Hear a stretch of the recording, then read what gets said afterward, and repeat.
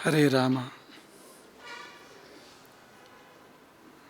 ನಮೋ ಗುರುಭ್ಯಃ.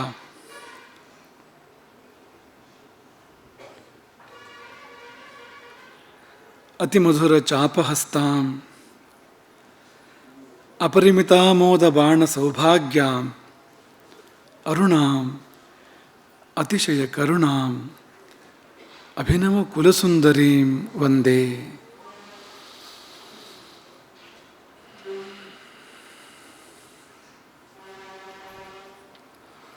ಸಕುಂಕುಮ ವಿಲೇಪನಾಂ ಅಲಿಕಚುಂಬಿ ಕಸ್ತೂರಿಕಾಂ ಸಮಂದ ಹಸಿತೇಕ್ಷಣಾಂ ಸಶರ ಚಾಪ ಪಾಶಾಂಕುಶಾಂ ಅಶೇಷ ಜನಮೋಹಿನೀಂ ಅರುಣಮಾಲ್ಯ ಭೂಷಾಂಬರಾಂ ಜಪಾ ಕುಸುಮ ಭಾಸುರಾಂ ಜಪವಿಧೌ ಸ್ಮರೇತ್ ಅಂಬಿಕಾಂ.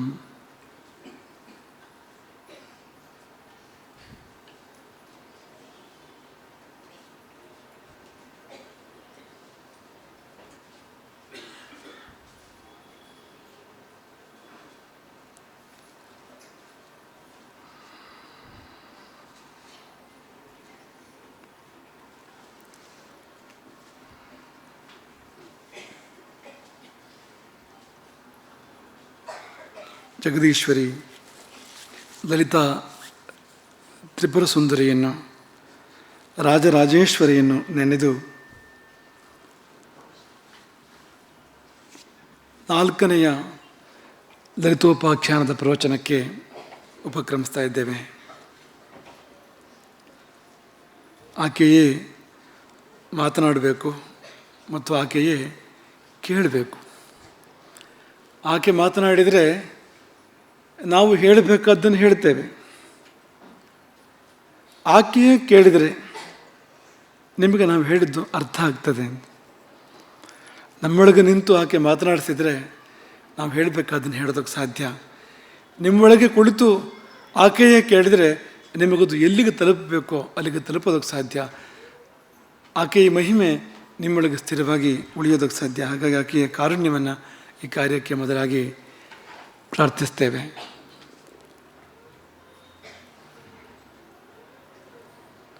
ಲಲಿತಾ ತ್ರಿಪುರ ಸುಂದರಿಯ ಪ್ರಾದುರ್ಭಾವ, ಆಕೆಯ ವಿವಾಹ ಮಹೋತ್ಸವ, ಆಕೆಯ ಪಟ್ಟಾಭಿಷೇಕ, ಸಾಮ್ರಾಜ್ಯ ಪಟ್ಟಾಭಿಷೇಕ ಲಲಿತಾ ತ್ರಿಪುರ ಸುಂದರಿಗೆ ಅತಿ ವೈಭವದಲ್ಲಿ ನೆರವೇರಿದುದನ್ನು ನಿನ್ನೆ ಕೇಳಿದ್ದೇವೆ. ಹಾಗೆಯೇ ಆಕೆಯ ರಾಜ್ಯಭಾರ ವಿಶೇಷ ಜನರನ್ನು ಕಾಮೇಶ್ವರ ನೋಡ್ಕೊಳ್ತಾ ಇದ್ದ, ಸಾಮಾನ್ಯ ಜನರನ್ನು ರಾಜರಾಜೇಶ್ವರಿ ನೋಡ್ಕೊಳ್ತಾ ಇದ್ಲು ಅಂತ ನಿನ್ನೆ ಕೇಳಿದ್ವು. ಅದನ್ನು ಮಹಾಜ್ಞಾನಿಗಳು, ಮಹಾತ್ಮರು ಅಂಥವರಿಗೆ ಕೊಡಬೇಕಾದುದನ್ನು ಕಾಮೇಶ್ವರ ಕೊಟ್ಟರೆ ಸಮಸ್ತ ಜನರಿಗೆ, ಸಾಮಾನ್ಯ ಜನರಿಗೆ ಆಗಬೇಕಾಗಿದ್ದನ್ನು ತಾಯಿ ಮಾಡ್ತಾಯಿದ್ಲು. ಸಾಮಾನ್ಯ ಜನರಿಗೆ ತುಂಬ ಹತ್ತಿರದ ದೇವಿ ಆಕೆ. ಕೇವಲ ಮಹಾಮಹಿಮರು, ವಿಭೂತಿ ಪುರುಷರು, ಅದ್ಭುತ ಸಾಧಕರು ಮಾತ್ರ ಅಲ್ಲ, ನಮ್ಮ ನಿಮ್ಮಂಥ ಸಾಮಾನ್ಯ ಭಕ್ತರು ಕೂಡ ಆಕೆಯನ್ನು ತಲುಪಬಹುದು ಎನ್ನುವುದಕ್ಕೆ ಆ ಮಾತು ನಿದರ್ಶನ. ಕಥೆ ಅಲ್ಲಿಂದ ಮುಂದುವರಿಬೇಕಾಗಿದೆ. ಮುಂದುವರಿಬೇಕು ಅಂದರೆ ನಾರದರು ಬರಬೇಕು. ನಾರದರು ಬರದೆ ಯಾವ ಕಥೆಯೂ ಮುಂದುವರಿಯೋದಿಲ್ಲ. ಯಾಕೆಂದರೆ ಹಿಂದಿನ ಘಟ್ಟಕ್ಕೂ ಮುಂದಿನ ಘಟ್ಟಕ್ಕೂ ನಡುವೆ ಕೊಂಡಿಯನ್ನು ಕಲ್ಪಿಸಬೇಕಲ್ಲ. ಆ ಕೊಂಡಿಯನ್ನು ಕಲ್ಪಿಸೋ ಕೆಲಸವನ್ನು ನಾರದರು ಮಾಡ್ತಾರೆ. ನಾರದರು ಕೇವಲ ಕಲಹ ಮಾಡಿಸೋದಲ್ಲ, ಕೊಂಡಿ ಕೂಡಿಸೋ ಕೆಲಸವನ್ನು ಅವರು ಎಷ್ಟೋ ಬಾರಿ ಮಾಡ್ತಾ ಇರ್ತಾರೆ. ಈಗ ಲಲಿತಾ ತ್ರಿಪುರ ಸುಂದರಿಯ ಪಟ್ಟಾಭಿಷೇಕ ನೆರವೇರಿದೆ. ಮುಂದೆ ದಿಗ್ವಿಜಯ ನಡಿಬೇಕು, ದಂಡಯಾತ್ರೆ ನಡಿಬೇಕು, ದುಷ್ಟ ಸಂಹಾರ ಆಗಬೇಕು. ಅದೊಂದು ಪರ್ವ, ಇದೊಂದು ಪರ್ವ. ಇದು ಉತ್ಸವ ಪರ್ವ, ಅದು ಸಮರ ಪರ್ವ. ಅದು ಈ ನಡುವೆ ಕೊಂಡಿಯಾಗಿ ನಾರದರು ರಾಜರಾಜೇಶ್ವರಿಯ ಸಾನ್ನಿಧ್ಯಕ್ಕೆ ಬಂದು ಪ್ರಣಮ್ಯ ಭಕ್ತಿಯಿಂದ ನಮಸ್ಕಾರ ಮಾಡಿ ಆ ಪರಾಶಕ್ತಿಗೆ ವಿನಯಾನ್ವಿತರಾಗಿ ಅವರು ಸ್ತೋತ್ರ ಮಾಡಿ ಕೇಳ್ಕೊಳ್ತಾರೆ. ಪರಂ ಬ್ರಹ್ಮ, ಪರಂಧಾಮ, ಪವಿತ್ರಂ, ಪರಮೇಶ್ವರಿ ಇತ್ಯಾದಿ ಇತ್ಯಾದಿ ಆಕೆಯ ಮಹಿಮೆಯನ್ನು ಕೊಂಡಾಡಿ, ಅದು ಕ್ರಮ. ಅದು ಸಾಮಾನ್ಯ ರಾಜನ ಬಳಿಯಾದರೂ ಕೂಡ ಹೋಗಿ ಸೀದಾ ಇದ್ದ ವಿಷಯ ಹೇಳುವಾಗಿಲ್ಲ. ಅವ್ರನ್ನ ಮೊದಲು ಪ್ರಸನ್ನಗೊಳಿಸ್ಕೊಳ್ಬೇಕು ಅಂತ, ಆಮೇಲೆ ಹೇಳಬೇಕು, ಅದನ್ನು ಹೇಳಬೇಕು. ಈ ಹೆಣ್ಣು ಮಕ್ಕಳಿಗೆ ಈ ವಿದ್ಯೆ ಚೆನ್ನಾಗಿ ಗೊತ್ತಿರ್ತದೆ ಅಂತ. ಈ ಯಜಮಾನರನ್ನ ಮೊದಲು ಪ್ರಸನ್ನಗೊಳಿಸ್ಕೊಂಡು ಆಮೇಲೆ ಹೇಳಬೇಕಾದ್ರೆ ಹೇಳುವಂಥ ಕಲೆ ಗೊತ್ತೈತಿ. ಗಂಡಸರು ಹಾಗಲ್ಲ, ಸೀದಾ ಬಂದು ಅವ್ರ ಮನಸ್ಸಲ್ಲಿ ಇದ್ದನ್ನು ವಗಾಯಿಸ್ಬಿಡ್ತಾರೆ. ಹಾಗೆ ಅದು ಎಷ್ಟೋ ಸತಿ ತೇರ್ಗಡೆ ಆಗ್ಬೋದು, ಆಗದೇ ಇರ್ಬೋದು. ಆದರೆ ಹೆಣ್ಮಕ್ಳಿಗೆ ಈ ಕಲೆ ತುಂಬ ಚೆನ್ನಾಗಿರ್ತದೆ. ಅವರಿಗೆ ತುಂಬ ಬೇಕಾದ ಇಷ್ಟವಾದ ಒಂದು ತಿಂಡಿಯನ್ನು ಮಾಡಿ ಆ ತಿಂಡಿಯನ್ನು ತಿಂದು ಸಂತುಷ್ಟರಾದ ಮೇಲೆ ಒಂದು ಬೇಡಿಕೆ ಮುಂದಿಟ್ಟರೆ ಅದು ಹೇಳ್ದೆ ಕೇಳದೆ ಅದು ಅಸ್ತುಕಾರ ಬರ್ತದೆ ಅದಕ್ಕೆ ಅಂತ. ಆಗ ಒಂದು ಒಳ್ಳೆ ಬಂದು ಕೂಡಲೇ ಕೂತು ಕಾಫಿಯನ್ನು ಕೊಟ್ಟರೆ, ಕಾಫಿ ಕುಡಿದು ಕೂಡಲೇ ಮನಸ್ಸು ಸಮಾಧಾನ ಆಗ್ತದೆ. ಒಂದು ಸಾರಿ ಕಾಫಿಯಿಂದ ಸಮಾಧಾನ ಆಗ್ತದೆ ಅಂತಲ್ಲ, ಅದೇನು ಅಭ್ಯಾಸ ಆಗಿದೆಯಲ್ಲ ಕುಡಿದು, ಹಾಗಾಗಿ ಕಾಫಿ ಕುಡಿದು ಕೂಡಲೇ ಸಮಾಧಾನ ಆಗಬೇಕು ಅಂತ ಒಂದು ಲೆಕ್ಕ ಅದೊಂದು ಅಂತ. ಆಮೇಲೆ ಹೇಳಬೇಕು ಅದನ್ನು ಹೇಳು ಅಂತ.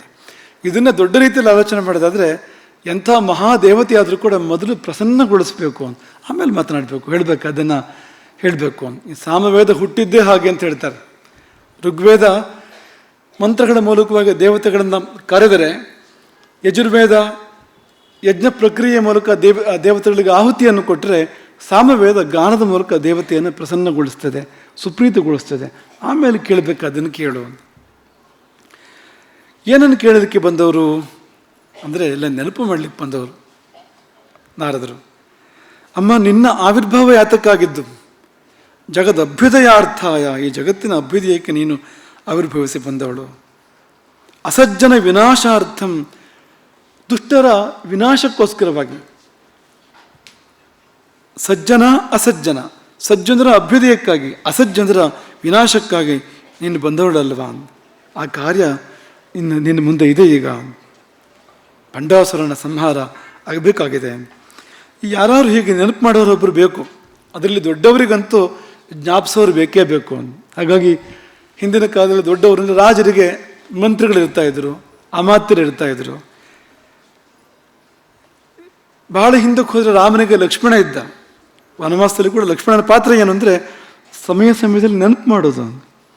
ಏನು ನೆನಪು ಮಾಡ್ತಾ ಇದೆ ಅಂದರೆ, ಯಾರು ನೀನು ಅಂತ ರಾಮನಿಗೆ ನೆನಪು ಮಾಡ್ತಾ ಇದ್ದಂತೆ ಮಧ್ಯೆ ಮಧ್ಯೆ. ನೀನು ಸಾಮಾನ್ಯ ಅಲ್ಲ, ನೀನು ಸ್ವತಃ ಶ್ರೀಮನ್ನಾರಾಯಣ, ನೀನು ಸಾಕ್ಷಾತ್ ಪರಮಾತ್ಮ ನೀನು ಅನ್ನೋದನ್ನು ಆಗಾಗ ನೆನಪು ಮಾಡೋದು ಲಕ್ಷ್ಮಣನ ಕರ್ತವ್ಯ ಆಗಿತ್ತಂತೆ.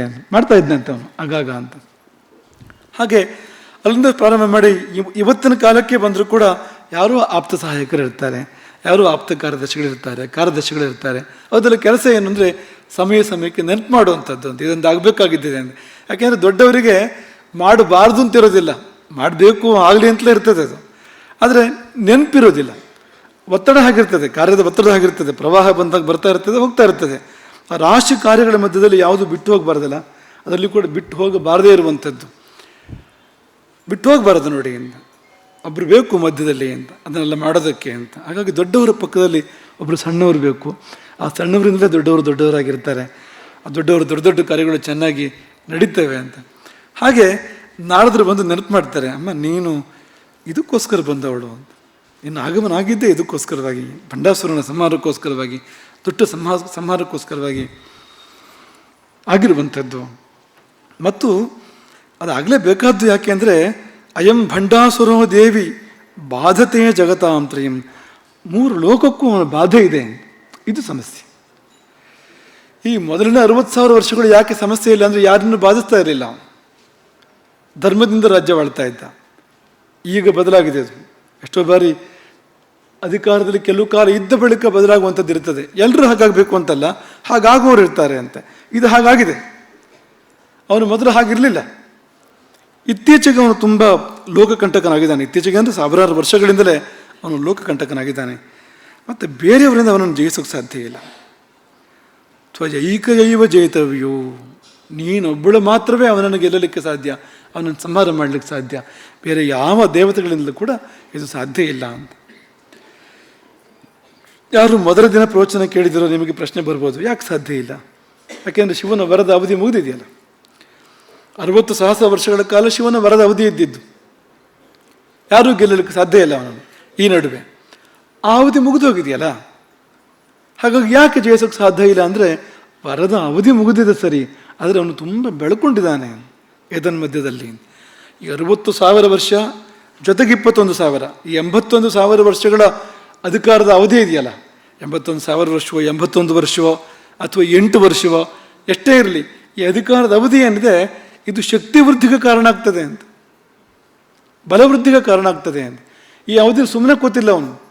ಬೆಳೆದಿದ್ದಾನೆ ಬೆಳೆದಿದ್ದಾನೆ ಬೆಳೆದಿದ್ದಾನೆ, ತುಂಬ ಬೆಳೆದಿದ್ದಾನೆ ಮತ್ತು ಬೆಳೆಸಿದ್ದಾನೆ. ರಾಕ್ಷಸರ ಸಂಖ್ಯೆ ಭಾರೀ ಪ್ರಮಾಣದಲ್ಲಿ ಬೆಳೆದಿದೆ. ಪ್ರಪಂಚದಲ್ಲಿ ಅತ್ಯಧಿಕ ಸಂಖ್ಯೆ ಯಾರಿದ್ದು ಅಂದರೆ ರಾಕ್ಷಸರದ್ದು ಅನ್ನೋಷ್ಟರ ಮಟ್ಟಿಗೆ ಆ ಸಂಖ್ಯೆಯೂ ಬೆಳೆದಿದೆ, ಅವರ ಶಕ್ತಿಯೂ ಬೆಳೆದಿದೆ. ಹಾಗಾಗಿ ನಶಕ್ಯಸ್ತಪರಯಸ್ವರೈ, ಬೇರೆ ದೇವತೆಗಳು ಅವನನ್ನು ಗೆಲ್ಲುವಂಥ ಪರಿಸ್ಥಿತಿ ಇಲ್ಲ. ಮುಂದಿನ ಯುದ್ಧವನ್ನು ಗಮನಿಸಿದ್ರೆ ಗೊತ್ತಾಗ್ತದೆ ನಿಮಗೆ, ಬೇರೆ ದೇವತೆಗಳು ಗೆಲ್ಲುವಂಥ ಇಲ್ಲ ಅವನನ್ನು ಅಂತ. ಬೆಳೆದರೆ ತೊಂದರೆ ಏನೂ ಇಲ್ಲ, ದಾರಿ ತಪ್ಪಿದ್ದಾನೆ ಅಂತ. ಮಿತಿಮೀರಿ ಬೆಳೆದಿದ್ದ ಮತ್ತು ದಾರಿ ತಪ್ಪಿದ್ದ ಅಂತ ಎರಡು ಒಟ್ಟಿಗೆ ಸೇರಿದಾಗ ಇಡೀ ಲೋಕಕ್ಕೆ ಕಂಟಕ, ಲೋಕಕ್ಕೆ ಉಪದ್ರವ. ಯಾವ ಬೆಳೆದಿಲ್ಲ ಅಂತ ಅಂದ್ಕೊಂಡ್ರೆ ಅವನೇನು ಎಷ್ಟು ಕಂಟಕ ಮಾಡೋಕ್ಕೆ ಸಾಧ್ಯ, ಅವನು ಎಷ್ಟು ಉಪದ್ರವ ಮಾಡೋಕ್ಕೆ ಸಾಧ್ಯ, ಅವನು ಅಲ್ಲ ಎಷ್ಟು ಉದ್ದ ಅವನದ್ದು, ಎಷ್ಟು ಕಚ್ಚೋಕ್ಕೆ ಸಾಧ್ಯ ಅವನು ಅಂತ. ಆದರೆ ಈ ರೀತಿ ಬ್ರಹ್ಮಾಂಡ ವ್ಯಾಪಿಯಾಗಿ ಬೆಳೆದು ನಿಂತರೆ ಎಲ್ಲರಿಗೂ ಅವನು ಬಾಧೆ ಕೊಡಲಿಕ್ಕೆ ಸಾಧ್ಯ ಅಂತ. ಹಾಗೆ ಬೆಳೆದು ನಿಂತಿದ್ದಾನೆ ಅವನು. ಇನ್ನೀಗ ವರ ಇರಲಿ ಇಲ್ಲದೇ ಇರಲಿ ಅವನನ್ನು ದೇವತೆಗಳು ಯಾರು ಮುಟ್ಟುವಂಥ ಪರಿಸ್ಥಿತಿ ಇಲ್ಲ, ಸ್ವತಃ ನೀನೇ ಬರಬೇಕಾಗ್ತದೆ ಈ ಕಾರ್ಯಕ್ಕೆ ಅಂತ. ಇನ್ನೊಂದು ಒಂದು ಸಣ್ಣ ವಿಷಯವೂ ಇದೆ ಅಲ್ಲಿ.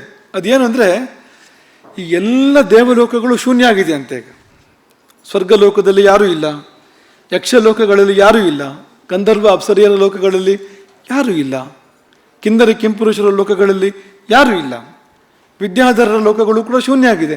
ಯಾಕೆಂದರೆ ಎಲ್ಲ ಬಂದು ಇಲ್ಲೇ ಉಳ್ಕೊಂಡ್ಬಿಟ್ಟಿದ್ದಾರೆ. ದೇವಿಯ ಸಾಮ್ರಾಜ್ಯ ಇದೆಯಲ್ಲ ಶ್ರೀಮನ್ ನಗರ, ಈ ಶ್ರೀಮನ್ ನಗರದಲ್ಲಿ ಸಮಸ್ತ ದೇವತೆಗಳು ಬಂದು ನೆಲೆಸಿಬಿಟ್ಟಿದ್ದಾರೆ. ಆ ಲೋಕಗಳು ಶೂನ್ಯ ಆಗಿದ್ದಾವೆ ಅಂತ.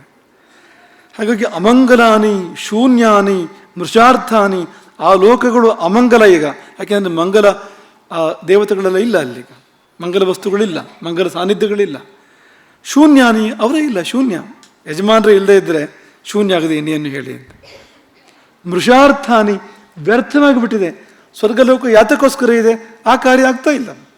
ಯಕ್ಷಲೋಕ ಯಾತಕ್ಕೋಸ್ಕರ ಇದೆ, ಆ ಕೆಲಸ ನಡೀತಾ ಇಲ್ಲ, ಶೂನ್ಯ ಆಗಿದೆ. ಹಾಗಾಗಿ ನೀನು ಅಪ್ಪಣೆ ಮಾಡಿದರೆ ಹೋಗ್ತಾರೆ ಅವರು, ಇಲ್ಲದಿದ್ದರೆ ನೀ ಅಪ್ಪಣೆ ಮಾಡಿದರೂ ಅವ್ರಿಗೆ ಹೋಗೋಕ್ಕೆ ಮನಸ್ಸಿಲ್ಲ.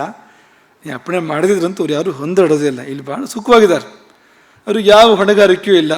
ಅವ್ರವ್ರ ಲೋಕಗಳಲ್ಲಿ ಹೊಣೆಗಾರಿಕೆ ಇರ್ತದೆ ಒಂದು, ಇಲ್ಲಿ ಯಾವ ಹೊಣೆಗಾರಿಕೆಯೂ ಇಲ್ಲ. ಎಲ್ಲ ದೇವಿ ಮತ್ತು ಆಕೆಯ ಮಂತ್ರಿಗಳು, ಸೇನಾಪತಿಗಳು, ಆಕೆಯ ಬಳಗ ಇದೆ ದೊಡ್ಡದೊಂದು, ಅದು ನಡೆಸ್ತಾ ಇದೆ. ಸುಖವಾಗಿದ್ದಾರೆ ದೇವತೆಗಳು. ಹಾಗಾಗಿ ಅವ್ರನ್ನೆಲ್ಲ ಕಳುಹಿಸಿಕೊಡೋ. ಇದನ್ನು ಯಾಕೆ ನಾವು ಅದನ್ನು ಗಮನಿಸಬೇಕು ಅಂದರೆ, ಸಮಸ್ತ ದೇವತೆಗಳ ಸನ್ನಿಧಾನ ಈ ದೇವಿ ಅನ್ನೋಕ್ಕೋಸ್ಕರ ನಾವು ಗಮನಿಸಬೇಕು ಇದನ್ನು.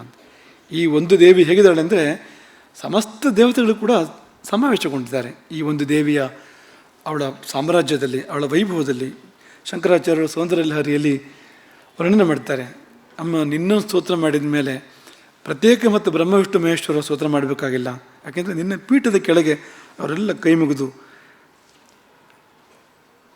ವಿನಯಾನ್ವಿತರಾಗಿರ್ತಾರೆ ಅಂದಮೇಲೆ ಪ್ರತ್ಯೇಕ ಅವ್ರ ಸ್ತೋತ್ರ ಮಾಡಬೇಕಾ ಅಂತ. ನಿನ್ನ ಸ್ತೋತ್ರ ಮಾಡಿದ್ರೆ ಮುಗೀತು, ನಿನ್ನ ಮಂತ್ರ ಜಪ ಮಾಡಿದರೆ ಮುಗೀತು ಎಂಬುದಾಗಿ ಶಂಕರಾಚಾರ್ಯರು ಸೌಂದರ್ಯ ಲಹರಿಯಲ್ಲಿ ವರ್ಣನೆ ಮಾಡ್ತಾರೆ. ನಾರದರು ಹೇಳಿದ್ದು ಹೌದು ಅಂತ ಅನ್ನಿಸ್ತು ಭಗವತಿಗೆ. ಅದನ್ನು ಸ್ವೀಕಾರ ಮಾಡ್ತಾಳೆ. ನಾರದರು ಹೇಳಿದ್ದನ್ನು ದೇವತೆಗಳನ್ನೆಲ್ಲ ಕರೆದು ಸೂಚನೆ ಕೊಡ್ತಾಳೆ, ನೀವೆಲ್ಲ ಇನ್ನೂ ನಿಮ್ಮ ನಿಮ್ಮ ಲೋಕಕ್ಕೆ ಹೋಗಬೇಕು ಅಂತ. ಇದು ಹೇಳೋದು ಬಹಳ ಕಷ್ಟ ಇದನ್ನು ಅಲ್ವಾ. ನಿಮ್ಮ ಮನೆಯಲ್ಲಿ ಯಾರಾದರೂ ಬಂದಿದ್ದರೆ ನೀವು ಇನ್ನು ಹೋಗ್ಬೋದು ಹೊರಡಿ ಅಂತ ಹೇಳೋದಕ್ಕೆ ಈ ನಮ್ಮ ಯಾವುದು ಪೂರ್ವ ಪರಂಪರೆ, ಪೂರ್ವ ಸಂಸ್ಕಾರ ಇದ್ದವ್ರಿಗೆ ಬಹಳ ಕಷ್ಟ ಆಗ್ತದೆ. ಈಗಿನ ಕಾಲದವ್ರಿಗೆ ಏನೂ ಕಷ್ಟವೇ ಇಲ್ಲ, ಏನೇನೂ ಕಷ್ಟ ಇಲ್ಲ. ನೀ ಯಾಕೆ ಬಂದೆ ಅಂತಲೇ ಕೇಳ್ಬಿಡ್ಬೋದು ನೇರವಾಗಿ, ಬಂದು ಕೂಡಲೇ ಅಂಥ ಪರಿಸ್ಥಿತಿ ಇರ್ತದೆ. ಅಥವಾ ಕೇಳದೆ ಅದು ತೋರಿಸ್ಬೋದು ಅಂತ. ಹೇಗೆ ತೋರಿಸೋದು ಅಂದರೆ, ಈ ಧಾರಾವಾಹಿ ನೋಡ್ತಾ ಇರ್ತಾರೆ, ಮುಖ ತಿರುಗಿಸೋದೇ ಇಲ್ಲ ಅಂತ, ಅವ್ರು ಬಂದರೂ ಕೂಡ ಅಂತ ಮಾತಾಡ್ಸೋದೇ ಇಲ್ಲ ಅಂತ. ಅಲ್ಲೇ ಗೊತ್ತಾಗಬೇಕು ನಾನು ಬರಬಾರ್ದಿತ್ತು ಅನ್ನೋ, ಬಂದಿದ್ದು ಹೆಚ್ಚಾಯಿತು ಅಂತ ಗೊತ್ತಾಗಬೇಕು ಅವರಿಗೆ ಅಂತ, ಹಾಗಿರ್ತದೆ ಅಂತ. ಆದರೆ ಅದು ಹಾಗಲ್ವಲ್ಲ, ಲಲಿತಾ ತ್ರಿಪುರ ಸುಂದರಿಯಿಂದ ಹಾಗಲ್ವಲ್ಲ ಅಂತ. ಎಲ್ಲರ ತಾಯಿಯವಳು ವಾತ್ಸಲ್ಯಮಯಿ ಅಂತ. ಆದರೆ ತಾಯಿ ಆಗೋದ್ರಿಂದ ಕರ್ತವ್ಯವನ್ನು ಜ್ಞಾಪಿಸುವಂಥ ಒಂದು ಅವಕಾಶ ಅವಳಿಗಿದೆ ಅಂತ. ತಾಯಿ ಮಾಡಬೇಕಲ್ಲ ಅದನ್ನು. ಆ ರೀತಿಯಲ್ಲಿ ಆಕೆ ಪ್ರೀತಿ ಅಂದರೆ ಕಳುಹಿಸಿಕೊಡ್ತಾಳೆ. ಬ್ರಹ್ಮ, ವಿಷ್ಣು, ಮಹೇಶ್ವರ, ಇಂದ್ರ ಮೊದಲಾದ ದೇವತೆಗಳನ್ನು ಅವರವ್ರ ಸ್ಥಾನಕ್ಕೆ ಹೇಗೆ ಕಳಿಸ್ಕೊಟ್ಲು ಅಂದರೆ, ಯಥಾರ್ಹಂ ಪೂಜಯಿತ್ವಾತು, ಏನು ಗೌರವ ಮಾಡಬೇಕು ಮಾಡಿ, ಹೇಗೆ ಸಂತೋಷಪಡಿಸ್ಬೇಕು ಪಡಿಸಿ. ಇವೆಲ್ಲ ಸಂಸ್ಕಾರಗಳು ಅಂತ. ಮನೆಗೆ ಬಂದವ್ರನ್ನ ಹಾಗೆ ಕಳಿಸೋದಿದೆಯಾ ಅಂದರೆ ಸಂಸ್ಕಾರವಂತರಲ್ಲಿಲ್ಲ ಅಂತ. ಉಪಚಾರ ಮಾಡಬೇಕು, ಶತ್ರುವೇ ಆದರೂ ಕೂಡ ಮನೆಗೆ ಬಂದಾಗ ಉಪಚಾರ ಮಾಡಬೇಕು, ಸತ್ಕರಿಸಬೇಕು, ಕರ್ತವ್ಯ ಅದು ಅಂತ. ಹಾಗೆ ಕಳುಹಿಸಿಕೊಟ್ಲಂತೆ. ಇಲ್ಲಿ ಬ್ರಹ್ಮನನ್ನು ಕಳುಹಿಸಿಕೊಟ್ಲು, ವಿಷ್ಣುವನ್ನು ಕಳುಹಿಸಿಕೊಟ್ಲು ಅನ್ನುವಾಗ ಶಿವನನ್ನು ಕಳುಹಿಸಿಕೊಟ್ಲು ಅಂತಲೂ ಇದೆ ಇಲ್ಲಿ. ಬ್ರಹ್ಮಾಂಡಂಚ ಹರಿಂ ಶಂಭುಂ ಅಂತ. ಆಗ ನಿಮಗೆ ಜಿಜ್ಞಾಸೆ ಬರ್ಬೋದು, ಶಂಭು ಅಂದರೆ ಅವಳ ಯಜಮಾನರಲ್ಲಬೋದು, ಅದು ಯಾಕೆ ಕಳಿಸ್ಕೊಡೋದು ಅಂತ. ಅದು ಒಂದೇ ಅದು, ಆದರೂ ಒಂದು ಸ್ವಲ್ಪ ಬೇರೆ ಅಂತ. ಅದು ಹೇಗೆ ಅಂತಲೂ ಹೇಳೋದು ಕಷ್ಟ ಅದನ್ನು ಅಂತ, ಹಾಗೆ ಅರ್ಥ ಮಾಡ್ಕೊಳ್ಬೇಕು ಅಂತ. ಅದು ನಿಜವಾಗಿ ನೋಡಿದರೆ ಒಂದೇ, ಶಂಭು ಬೇರೆ ಅಲ್ಲ, ಕಾಮೇಶ್ವರ ಬೇರೆ ಅಲ್ಲ. ಆದರೆ ಏನೋ ಒಂದು ಸ್ವಲ್ಪ ಅಂತರ ಇದೆ, ಏನೋ ಒಂದು ಸ್ವಲ್ಪ ವ್ಯತ್ಯಾಸ ಇದೆ. ಹಾಗಾಗಿ ಕಾಮೇಶ್ವರನಿಗೆ ಜಟಾಜೂಟ ಇಲ್ಲ, ಕಿರೀಟ ಇದೆ. ನೀವು ಕಿರೀಟ ಶಿವನನ್ನು ನೋಡಿದ್ದೀರ ನೀವು? ಕಿರೀಟ, ಕುಂಡಲ, ಹಾರ, ಕೆಯೂರ, ಪೀತಾಂಬರ ಇದೆಲ್ಲ ಇರುವ ಶಿವನನ್ನು ನಿಮಗೆ ಶಿವ ಅಂತ ಅನಿಸೋದೇ ಇಲ್ಲ ಅಂತ, ನಮಗೆ ವಿಷ್ಣು ಅಂತ ಅನಿಸ್ಬಿಡ್ತದೆ ಅದು ಅಂತ. ಇನ್ನು ಭಸ್ಮ ಮತ್ತು ಮೂರನೇ ಕಣ್ಣು ಅದನ್ನು ನೋಡಿ ಶಿವ ಅಂತ ನೀವು ಊಹಿಸ್ಬೇಕು ಹೊರತು ಉಳಿದಂತೆ ಅವನು ಶಿವನ ಹಾಗೆ ಇಲ್ಲವೇ ಇಲ್ಲ. ಅದೇ ಬೇರೆ ಇದು ಒಂದು ಕಾಮೇಶ್ವರ ಅಂತ. ಯಾಕೆಂದರೆ ಈ ದೇವಿ ಹಾಗೆಲ್ಲ ಇರೋ ಶಿವನನ್ನು ಸ್ವೀಕಾರ ಮಾಡೋದಿಲ್ಲ ಅವಳು. ಈ ದೇವಿಗೆ ಅವನು ಶಿಸ್ತಾಗಿರಬೇಕು ಅಂತ, ಅವನು ಹೇಗಿರಬೇಕು ಹಾಗಿರಬೇಕು ಹೊರತು ಅವನು ಸ್ಮಶಾನವಾಸಿ ಭೂತಪ್ರೇತಗಳ ಸಹಚಾರಿ ಅಂತಂದರೆ ಇಲ್ಲ, ನೀನು ಬೇಡ ಅಂತ ಹೇಳ್ಬಿಡ್ತಾರೆ ಅವಳು ಅಂತ. ಹಾಗಾಗಿ ಶಿವನು ಕೂಡ ಒಂದು ಬೇರೆ ಸ್ವರೂಪದಲ್ಲಿ ಬಂದಿದ್ದಾನೆ ಅಂತ. ಸರ್ವಾಲಂಕಾರ ಪೋಷಿತನಾಗಿ, ನಯನ ಮನೋಹರನಾಗಿ, ಕೋಟಿ ಮನ್ಮಥರ ಲಾವಣ್ಯದಿಂದ ಕೂಡಿದವನಾಗಿ ಬಂದು ಆಕೆಯ ಕೈ ಹಿಡಿದಿದ್ದಾನೆ ಅವನು. ಹಾಗಾಗಿ ಇದೊಂದು ಬೇರೆ ಸ್ವರೂಪ, ಅದೊಂದು ಬೇರೆ ಸ್ವರೂಪ. ಶಿವ ಹೊರಟ, ಕಾಮೇಶ್ವರ ಇದ್ದ, ಅವನದ್ದು ಮನೆ, ಅವನ ಯಜಮಾನ ಕಾಮೇಶ್ವರ ಇರ್ತಾನೆ ಅಲ್ಲಿ. ಆದರೆ ಈಶ್ವರ ಮಹೇಶ್ವರ ಹೋಗಿ ಬರ್ತಾನೆ ಅಂತ. ಹಾಗೆ ಕಳುಹಿಸಿಕೊಡ್ತಾಳೆ. ಅವರೇನು ಮನಸ್ಸಿದ್ದು ಹೊರಡಲಿಲ್ವಂತೆ. ಅಪಾರ ಎಂತಸ್ತಾಂ ತೆಕ್ತು, ಆಕೆಯನ್ನು ಬಿಟ್ಟು ಹೋಗಲಿಕ್ಕೆ ಸಾಧ್ಯವೇ ಆಗಲಿಲ್ಲ ದೇವತೆಗಳಿಗೆ. ಅದು ಪ್ರೀತಿ ಇದು, ಆ ತಾಯಿ ಇರೋದೇ ಹಾಗೆ ಅಂತ.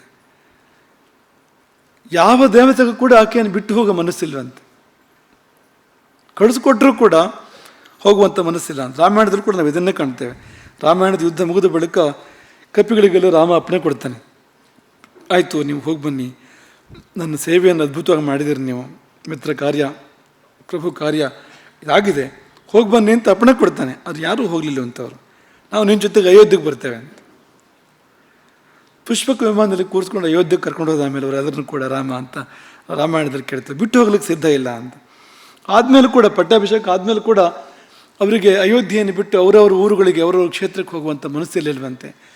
ರಾಮನೇ ಭಾಳ ಕಷ್ಟಪಟ್ಟು ಕಳುಹಿಸ್ಕೊಡ್ಬೇಕಾಯ್ತು ಅವನ್ನೆಲ್ಲ ಎಂಬುದಾಗಿ ನಾವು ಕೇಳ್ತೇವೆ. ಹಾಗೆ ಇಲ್ಲೂ ಕೂಡ ಹೋಗೋದಕ್ಕೆ ಸಿದ್ಧವೇ ಇಲ್ಲ. ಆದರೆ ಹೋಗದೆ ಉಪಾಯ ಇಲ್ಲ, ಹೋಗೋದಕ್ಕೆ ಸಿದ್ಧ ಇಲ್ಲ. ಈ ಒಂದು ಇಬ್ಬಂದಿಯನ್ನು ಒಂದು ಉಪಾಯದ ಮೂಲಕ ಪರಿಹಾರ ಮಾಡಿಕೊಂಡು ದೇವತೆಗಳು. ಅದು ಹೇಗೆ ಅಂದರೆ ಅವರವರ ಅಂಶಗಳನ್ನು ಅಲ್ಲಿಯೇ ಬಿಟ್ಟು ಹೋದರು. ಎಲ್ಲ ದೇವತೆಗಳು ಕೂಡ ತಮ್ಮ ತಮ್ಮ ಅಂಶವನ್ನು ಅಲ್ಲಿಯೇ ಬಿಟ್ಟು ಇನ್ನೊಂದು ಅಂಶದಿಂದ ಅವರವ್ರ ಲೋಕಕ್ಕೆ ಹೋಗ್ತಾರೆ. ಅಂದರೆ ಇಲ್ಲಿಯೂ ಇದ್ದರು, ಅಲ್ಲಿಯೂ ಇದ್ದರು. ಶ್ರೀಮನ್ನಗರದಲ್ಲಿ ಕೂಡ ಇದ್ದರು.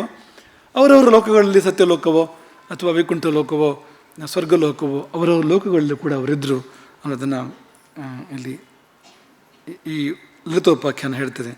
ಸೇವಾಂ ಆದಿಪಿತೃವರು ಕರುಬತ, ಆದಿ ದಂಪತಿಗಳು, ಆದಿ ತಂದೆ ತಾಯಿಗಳು, ಮೊದಲ ತಂದೆ ತಾಯಿಗಳಂತೆ ಅವರು ಅವರ ಸೇವೆಯನ್ನು ಮಾಡೋದಕ್ಕೋಸ್ಕರ ಇದ್ದರು ಅಂತ, ಬೇರೇನು ಉದ್ದೇಶ ಇಲ್ಲ.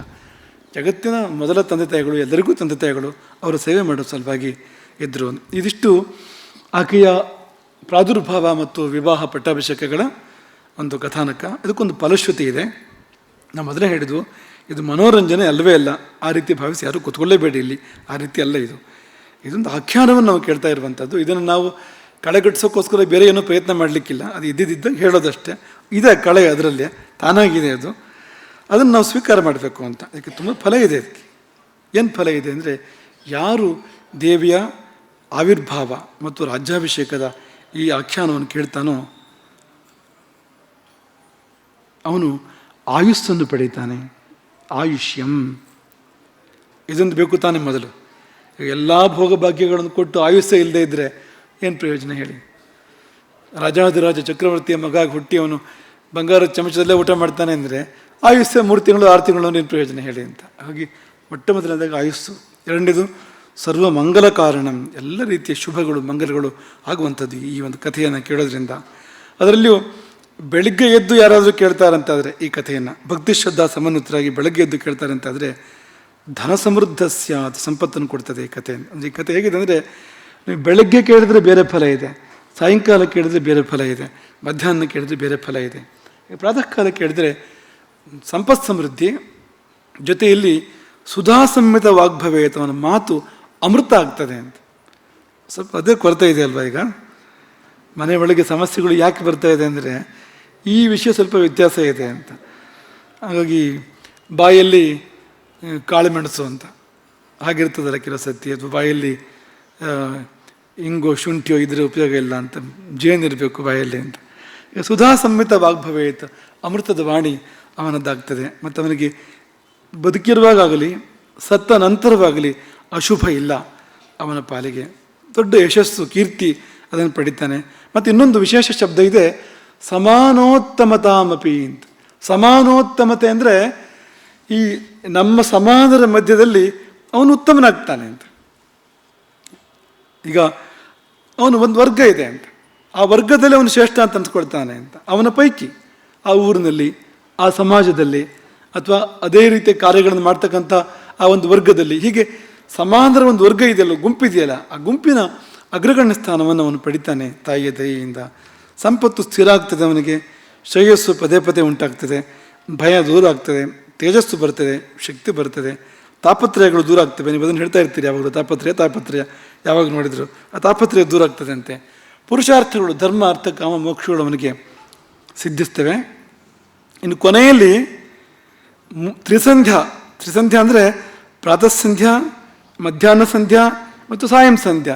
ನಮ್ಮಲ್ಲಿ ಮೂರು ಸಂಜೆ ಸಾಯಂಕಾಲ ಸಂಧ್ಯೆ ಹೇಳೋದುಂಟು. 3 ಸಂಜೆ ಅಂದರೆ 3 ಆಗಬೇಕದು, ಬೆಳಗ್ಗೆ ಮಧ್ಯಾಹ್ನ ಸಾಯಂಕಾಲ ಅಂತ. ಈ 3 ಸಂಧ್ಯಾ ಕಾಲಗಳಲ್ಲಿ ಸಿಂಹಾಸನೇಶ್ವರಿ ಈ ಲಲಿತಾ ತ್ರಿಪುರ ಸುಂದರಿಯನ್ನು ಧ್ಯಾನ ಮಾಡಿ ಈ ಚರಿತ್ರೆಯನ್ನು, ಈವರೆಗಿನ ಚರಿತ್ರೆಯನ್ನು ಮಾತ್ರ, ಯಾವುದು ಆವಿರ್ಭಾವ ಮತ್ತು ರಾಜ್ಯಾಭಿಷೇಕ, ಕಲ್ಯಾಣ ರಾಜ್ಯಾಭಿಷೇಕ, ಈ ಚರಿತ್ರೆಯನ್ನು ಯಾರು ಅನುಸಂಧಾನ ಮಾಡ್ತಾನೋ 6 ತಿಂಗಳಲ್ಲಿ ದೊಡ್ಡ ಸಂಪತ್ತನ್ನು ಪಡಿತಾನವನು. 6 ತಿಂಗಳಲ್ಲಿ ಅವಧಿ ಕೂಡ ಹೇಳಿದ್ದಾರೆ. ಷಣ್ಮಾಸಾತ್ ಮಹತೀಂ ಲಕ್ಷ್ಮೀಂ ಪ್ರಾಪ್ನುಯಾತ್ ಜಾಪಕೋತ್ತಮ. 6 ತಿಂಗಳಿನಲ್ಲಿ ದೊಡ್ಡ ಸಂಪತ್ತನ, ದೊಡ್ಡ ಲಕ್ಷ್ಮಿಯನ್ನು ಅವನು ಹೊಂದುತ್ತಾನೆ ಎನ್ನುವುದು ಇದರ ಫಲಶ್ರುತಿ. ಆಯಿತು, ಸಮರಕ್ಕೆ ಎದ್ದಳು ಜನನಿ, ಇನ್ನವಳ ರೂಪ ಬೇರೆ ಆಗ್ತದೆ ಅಂತ, ಮುಂದಿನ ಕಥೆಯ ನಡೆ ಬೇರೆ ಆಗ್ತದೆ ಅಂತ. ಹೌದು, ಅವಳು ಜಗತಾಂ ಮಾತಾ, ಜಗತ್ತಿಗೆ ತಾಯಿಯವಳು. ಲಲಿತಾ ತುಂಬ ಸೌಮ್ಯ ಗುಣದವಳು, ತುಂಬ ಪ್ರೀತಿ ಸ್ವಭಾವದವಳು. ಆದರೆ ಅವಳು ಪರಮೇಶ್ವರಿ, ಜಗತ್ತಿನ ಆಧಿಪತ್ಯ ಅವಳಿಗೆ ಇದ್ದಿದ್ದರಿಂದ ಈ 3 ಲೋಕದ ಕಂಟಕವನ್ನು, 3 ಲೋಕಕ್ಕೆ ಮುಳ್ಳಾಗಿರುವವನನ್ನು ಅವಳು ಸಂಹಾರ ಮಾಡಲೇಬೇಕಾಗ್ತದೆ. ಹಾಗಾಗಿ ತ್ರೈಲೋಕ್ಯ ಕಂಟಕಂ ಭಂಡಂ ದೈತ್ಯಂ ಜೇತುಂ ವಿನಿರ್ಯಯೋ, ತ್ರೈಲೋಕ್ಯ ಕಂಟಕನಾದ ಭಂಡ ದೈತ್ಯನನ್ನು ಗೆಲ್ಲುವ ಸಲುವಾಗಿ ಹೊರಟಳು. ಯಾಕಪ್ಪ ದಂಡನೆ ಮಾಡಬೇಕು ಅಂದರೆ ಕಂಟಕ ಅವನು ಅಂತ, ಅದೇ ಕಾರಣಕ್ಕೋಸ್ಕರವಾಗಿ ಅವಳು ಹೊರಟಾಗ ಮದ್ದಲೆಯ ಸದ್ದು ಕೇಳಿ ಬಂತಂತೆ. ಯಾರಪ್ಪ ಮದ್ದಲೆ ನಡೆಸಿದವರು? ಏನು ಮದ್ದಲೆ ಇದು ಅಂದರೆ, 7 ಸಮುದ್ರಗಳು ಮದ್ದಲೆಗಳ ರೂಪವನ್ನು ತಾಳಿ ನುಡಿದುವಂತೆ ಆ ಸಮಯದಲ್ಲಿ. ಕೃತ್ವ ಮಾರ್ದಲಿಕಾ ರೂಪಂ, ಅಂತಂತರು ಹೊರಡಬೇಕಾದ್ರೆ ಅಂತೆಂಥ ಒಂದು ವಾದ್ಯಗೋಷ್ಠಿ ಆಗಬೇಕಾಗ್ತದೆ ಅಂತ. ಕೃತ್ವ ಮಾರ್ದಲಿಕಾ ರೂಪಂ, ಮಾರ್ದಲಿಕಾ ಮದ್ದಲೆ, ಆ ರೂಪವನ್ನು ತಾಳಿ 7 ಸಮುದ್ರಗಳು ಪ್ರಭೂತ ಮರ್ದಲಧ್ವಾನೈ, ಅದ್ಭುತವಾಗಿರ್ತಕ್ಕಂಥ ಆ ಮದ್ದಲೆಯ ನಾದಗಳಿಂದ ಆಕಾಶವನ್ನು ತುಂಬಿದವು. ಒಂದು ಸೂಚನೆ, ಶಿಷ್ಟರಿಗೂ ದುಷ್ಟರಿಗೂ ಇಬ್ಬರಿಗೂ ಸೂಚನೆ. ಶಿಷ್ಟರಿಗೆ ಒಂದು ಅಭಯ ಸೂಚನೆ, ಹೆದರಬೇಡಿ ನಾನಿದ್ದೇನೆ ಅಂತ. ದುಷ್ಟರಿಗೆ ಬಂತು ನಿಮಗೆ ಆಪತ್ತು ಅಂತ, ಮುಗೀತು ನಿಮ್ಮ ಕಾಲ, ಇನ್ನು ಸೂಚನೆ ಆ 7 ಸಮುದ್ರಗಳ ಆ ಮದ್ದಲೆಯ ನಾದ. ಆಮೇಲೆ ರಣಮಾಧ್ಯಗಳು ಮೊಳಗಿದ್ವಂತೆ. ಆ ರಣಮಾಧ್ಯಗಳ ಪಟ್ಟಿಯೇ ತುಂಬ ಬಿದ್ದ ಇದೆ. ಅದು ಏನು ಮೊಳಗಿತ್ತು ಆವತ್ತಿನ ಕಾಲ, ಹಿಂದಿನ ಕಾಲದಲ್ಲಿ ಏನೆಲ್ಲ ಇರ್ತಿತ್ತು ಅಂತ, ಅದು ದೈವಿಕವಾದ ವಾದ್ಯಗಳು ಯಾವುದು ಅನ್ನೋದಕ್ಕೆ ಒಂದು ಉದಾಹರಣೆ ಸಿಗ್ತದೆ ನಮಗೆ. ಮೃದಂಗ, ಮುರಜ, ಪಟಹ, ಢಕ್ಕೆ, ಲಿಂಗಣ, ಶೇಲುಕ, ಕೆಲವು ನೀವು ಹೆಸರು ಮಾತ್ರ ಕೇಳಿರ್ತೀರಿ ಅಥವಾ ಹೆಸರು ಕೇಳಿರೋದಿಲ್ಲ, ಶೇಲುಕ, ಝಲ್ಲರಿ, ಹುಡಕ್ಕ, ಹುಡುವ, ಘಟ, ಆನಕ, ಪ್ರಣವ, ಗೋಮುಖ, ಅರ್ಧಚಂದ್ರಕ, ಯವಮಧ್ಯ, ಮಧ್ಯ ಸಪುರ, ಆ ಕಡೆ ಈ ಕಡೆ ದಪ್ಪ ಅಂತ, ಮುಷ್ಟಿ ಮಧ್ಯ, ಮಡ್ಡು, ಡಿಂಡಿಮಾಂ, ಝರ್ಝರ, ಚರ್ಚರಿ, ತಾಲ, ತುಂಗಿ ಮತ್ತು ಆಲಿಂಗಿ, ಊರ್ಧ್ವಕ, ತಂಪೋಟ್ಟ ತಮಟೆ ಅಂತ ಹೇಳ್ತೀವಿ, ತಮಟೆ ಅಂತ ಹೇಳ್ತೀವಲ್ಲ, ಹಡಕಾರ ಶಬ್ದ ತಂಪೋಟ್ಟ ಅಂತ. ಅದಕ್ಕೇನೆ ನಿಸ್ತಣ, ಬರ್ಬರ, ಹುಂಕಾರ, ಕಾಕತುಂಡ ಇತ್ಯಾದಿ ಅಂತ. ಅದ ನಂತರ ಇತ್ಯಾದಿ ಅಂತ ಒಂದು ಶಬ್ದ ಬೇರೆ ಇದೆ ಮತ್ತೆ ಅಂತ. ಇಷ್ಟು ವಾದ್ಯಗಳ ಪ್ರಸ್ತಾಪ ಇಲ್ಲಿದೆ. ಈಗ ಯಾವ್ಯಾವ್ದು ಉಳ್ಕೊಂಡಿದೆ ಇವತ್ತು ನೋಡ್ಕೊಳ್ಳಿ ನೀವು ಇದರಲ್ಲಿ. ಅಂದರೆ ನಮಗೆ ಎಂಥ ಒಂದು ಸಮೃದ್ಧಿ ಇತ್ತು ಈ ದೇಶದಲ್ಲಿ ಒಂದು ಕಾಲದಲ್ಲಿ, ವಾದ್ಯ ವೈವಿಧ್ಯ ಹೇಗಿತ್ತು ಈ ದೇಶದಲ್ಲಿ, ಈ ಜಗತ್ತಲ್ಲಿ ಬೇರೆ ಇಲ್ಲಿ ಕೂಡ ಇರಲಿಕ್ಕೆ ಸಾಧ್ಯ ಇಲ್ಲ. ಅಷ್ಟು ಬಗೆಯ ವಾದ್ಯಗಳು ಇವು. ಮತ್ತು ರಣಮಾದ್ಯಗಳು, ಇಲ್ಲಿ ಎಲ್ಲ ಮಾಧ್ಯಗಳು ಬಂದಿಲ್ಲ, ಇಲ್ಲಿ ಕೇವಲ ರಣಮಾದ್ಯಗಳು ಪ್ರಸ್ತಾಪ ಮಾಡ್ತಾ ಇರುವಂಥದ್ದು. ಅದೇ ಇಷ್ಟಿದೆ ಈ ವಾದ್ಯಗಳ ಅದ್ಭುತ ಧ್ವನಿ.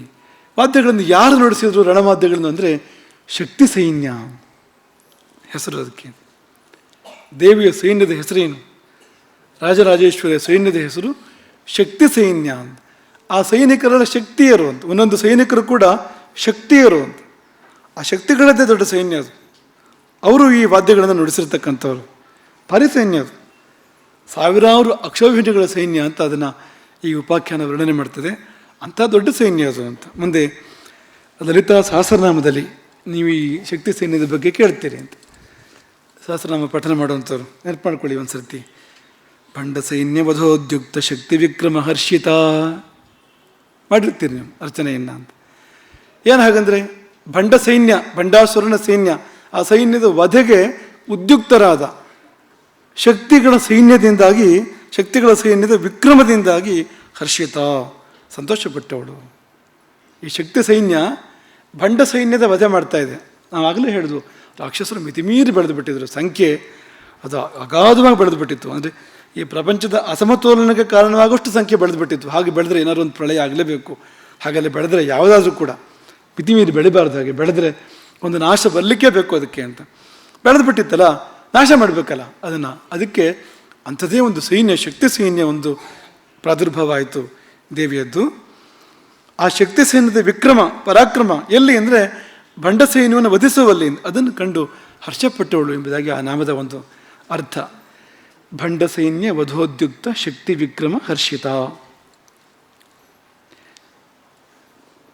ಯಾವಾಗ ರಾಜರಾಜೇಶ್ವರಿಯಲ್ಲಿ ಆ ಯುದ್ಧಾವೇಶದ ಆವಾಹನೆಯಾಯಿತೋ, ಯುದ್ಧ ಸಂಕಲ್ಪ ಆಕೆಯಲ್ಲಿ ಬಡಮೂಡಿತೋ, ಆ ಕ್ಷಣದಲ್ಲಿಯೇ ಅವಳ ಕೈಯ ಅಂಕುಶದಿಂದ, ಪಾಶ ಅಂಕುಶ ಅವಳ ಕೈದಿರ್ತದಲ್ವ, ಅಂಕುಶದಿಂದ ದೇವಿಯೊಬ್ಬಳು ನಿರ್ಗಮಿಸ್ತಾಳೆ, ಆವಿರ್ಭಾವಗೊಳ್ತಾಳೆ. ಲಲಿತಾ ಪರಮೇಶಾನ್ಯಾ ಅಂಕುಶಾಸ್ತ್ರ ಸಮುದ್ಗತ.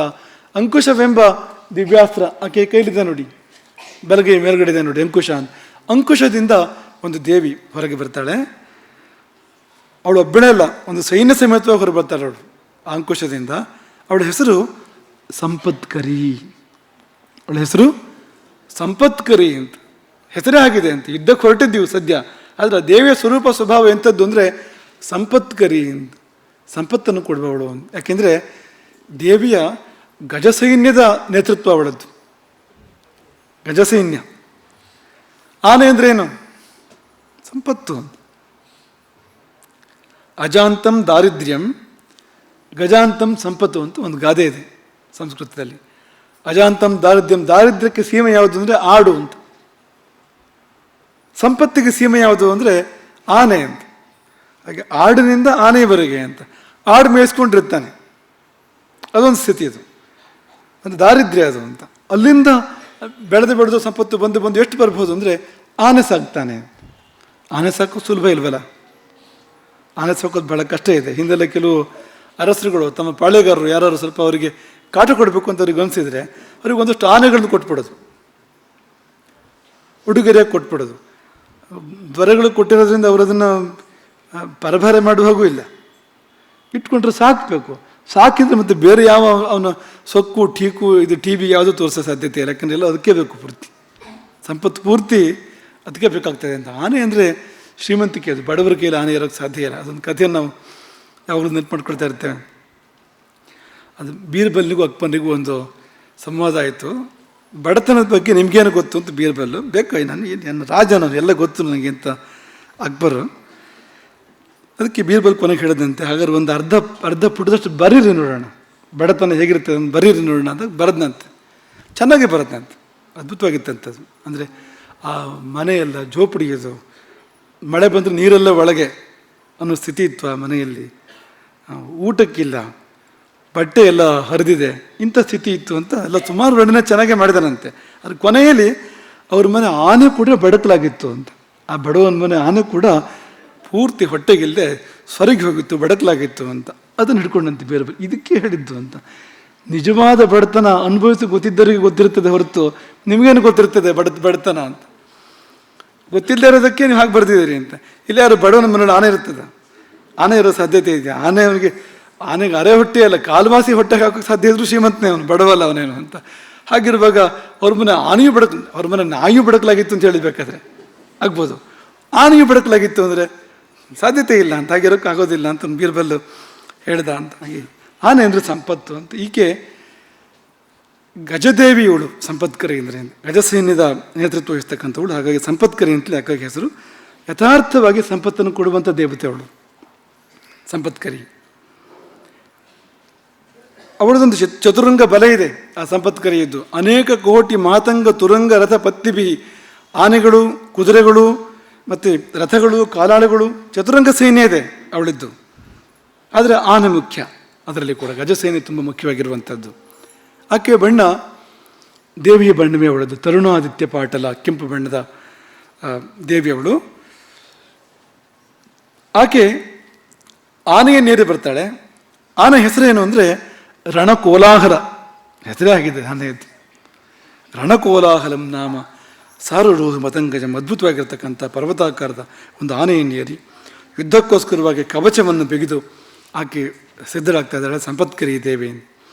ಆಕೆಯ ಕೈಯಲ್ಲಿ ಖಡ್ಗ ಇದೆ, ಖಡ್ಗವನ್ನು ಝಳಪಿಸ್ತಾ ಇದ್ದಾಳೆ. ಆ ಖಡ್ಗ ಹೇಗಿತ್ತು ಅಂತಂದರೆ ಗಂಟಿಕ್ಕಿದ ಕಾಲಯಮನು ಹುಬ್ಬಿನಂತೆ ಇತ್ತು. ಆ ಖಡ್ಗ ಝಳಪಿಸಿ ಸಾಕು, ಅದರಲ್ಲೇ ಶತ್ರುಗಳು ಸೋತು ಓಡಬೇಕು ಅನ್ನೋ ಹಾಗಿತ್ತು ಅದು ಅಂತ.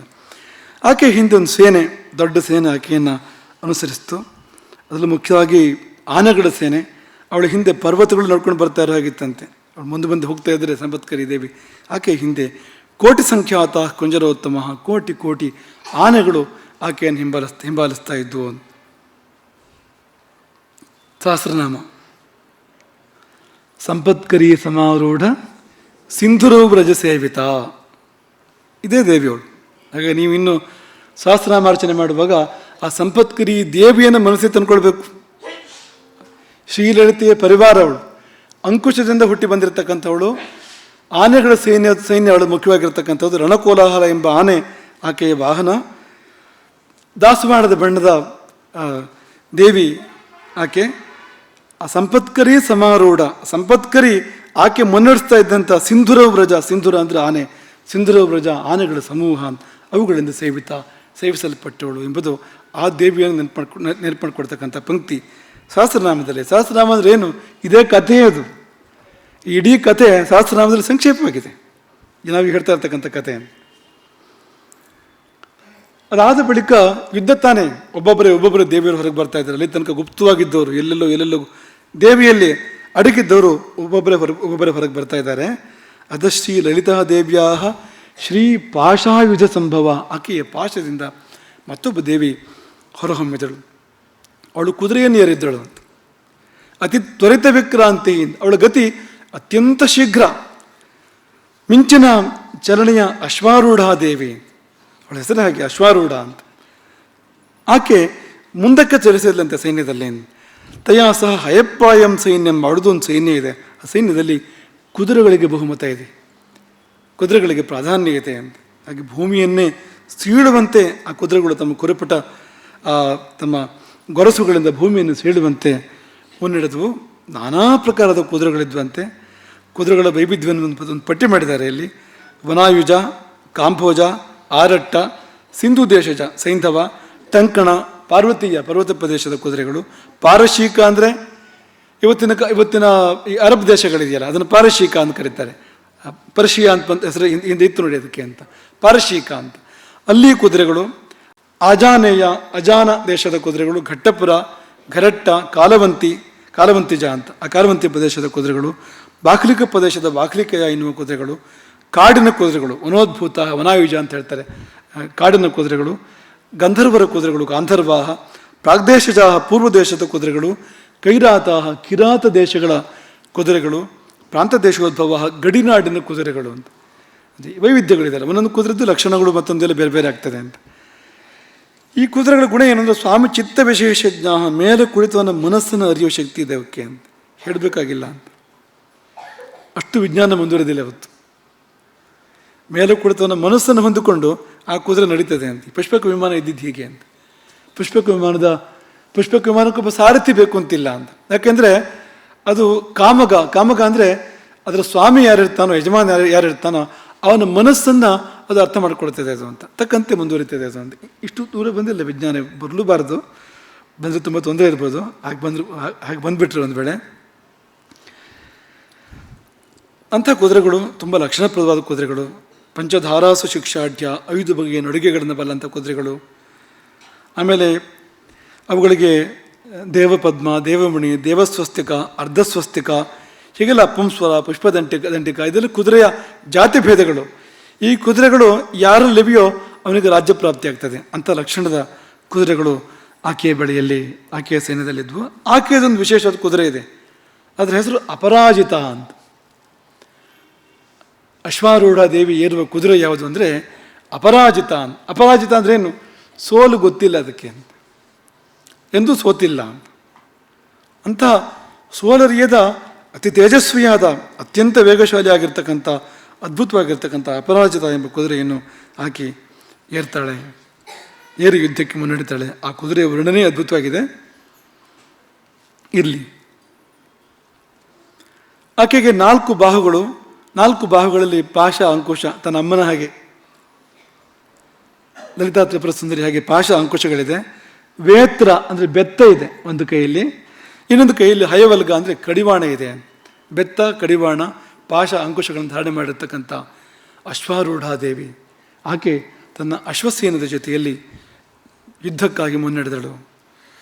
ತರುಣಾದಿತ್ಯ ಸಂಕಾಶ, ಇವಳು ಕೂಡ ಬಾಲಸೂರ್ಯ ಪ್ರಭೆ. ಇವಳು ತಿಳಿಗೆಂಪು ಬಣ್ಣದ ದೇವಿಯರು. ಇವರೆಲ್ಲರೂ ಕೂಡ ತಿಳಿಗೆಂಪು ಬಣ್ಣದ ದೇವಿಯರು. ಯಾಕೆ ಇದನ್ನೆಲ್ಲ ಹೇಳ್ತಾರೆ ಅಂದರೆ ಧ್ಯಾನಕ್ಕೆ ಅನುಕೂಲ ಆಗಲಿ ಅಂತ, ಭಾವಿಸಲಿಕ್ಕೆ ಅನುಕೂಲ ಆಗಲಿ. ಇದೆಲ್ಲ ಸುಮ್ಮನೆ ಕಥೆಯನ್ನು ಕೇಳ್ಕೊಂಡು ಬಿಟ್ಟು ಹೋಗಬೇಡಿ. ಇದಾದ್ಮೇಲೆ ಒಂದು ಒಳ್ಳೆ ತಿಂಡಿ ಇದೆ, ಆ ತಿಂಡಿ ಮೇಲೆ ಬಂತು, ಇದೆಲ್ಲ ಕೆಳಗೆ ಹೋಯ್ತು ಅಂತ ಆಗ್ಬರ್ತೇವೆ. ಅದೇ ಕಾರಣಕ್ಕೂ ಇದು ಹೃದಯದಲ್ಲಿ ಗಟ್ಟಿ ಉಳಿಬೇಕು. ಅದ್ರ ಜಾಗ ಬೇರೆ, ಅದು ಹೊಟ್ಟೆಗೆ ಹೋಗಲಿ, ಅದು ಬೇಕು, ಅದು ಅವಶ್ಯ, ಅದನ್ನು ಬಿಡಬೇಡಿ. ಅದೇ ಕಾರಣಕ್ಕೂ ಪ್ರಸಾದ, ಅದು ದೇವಿ ಪ್ರಸಾದ ಅದು.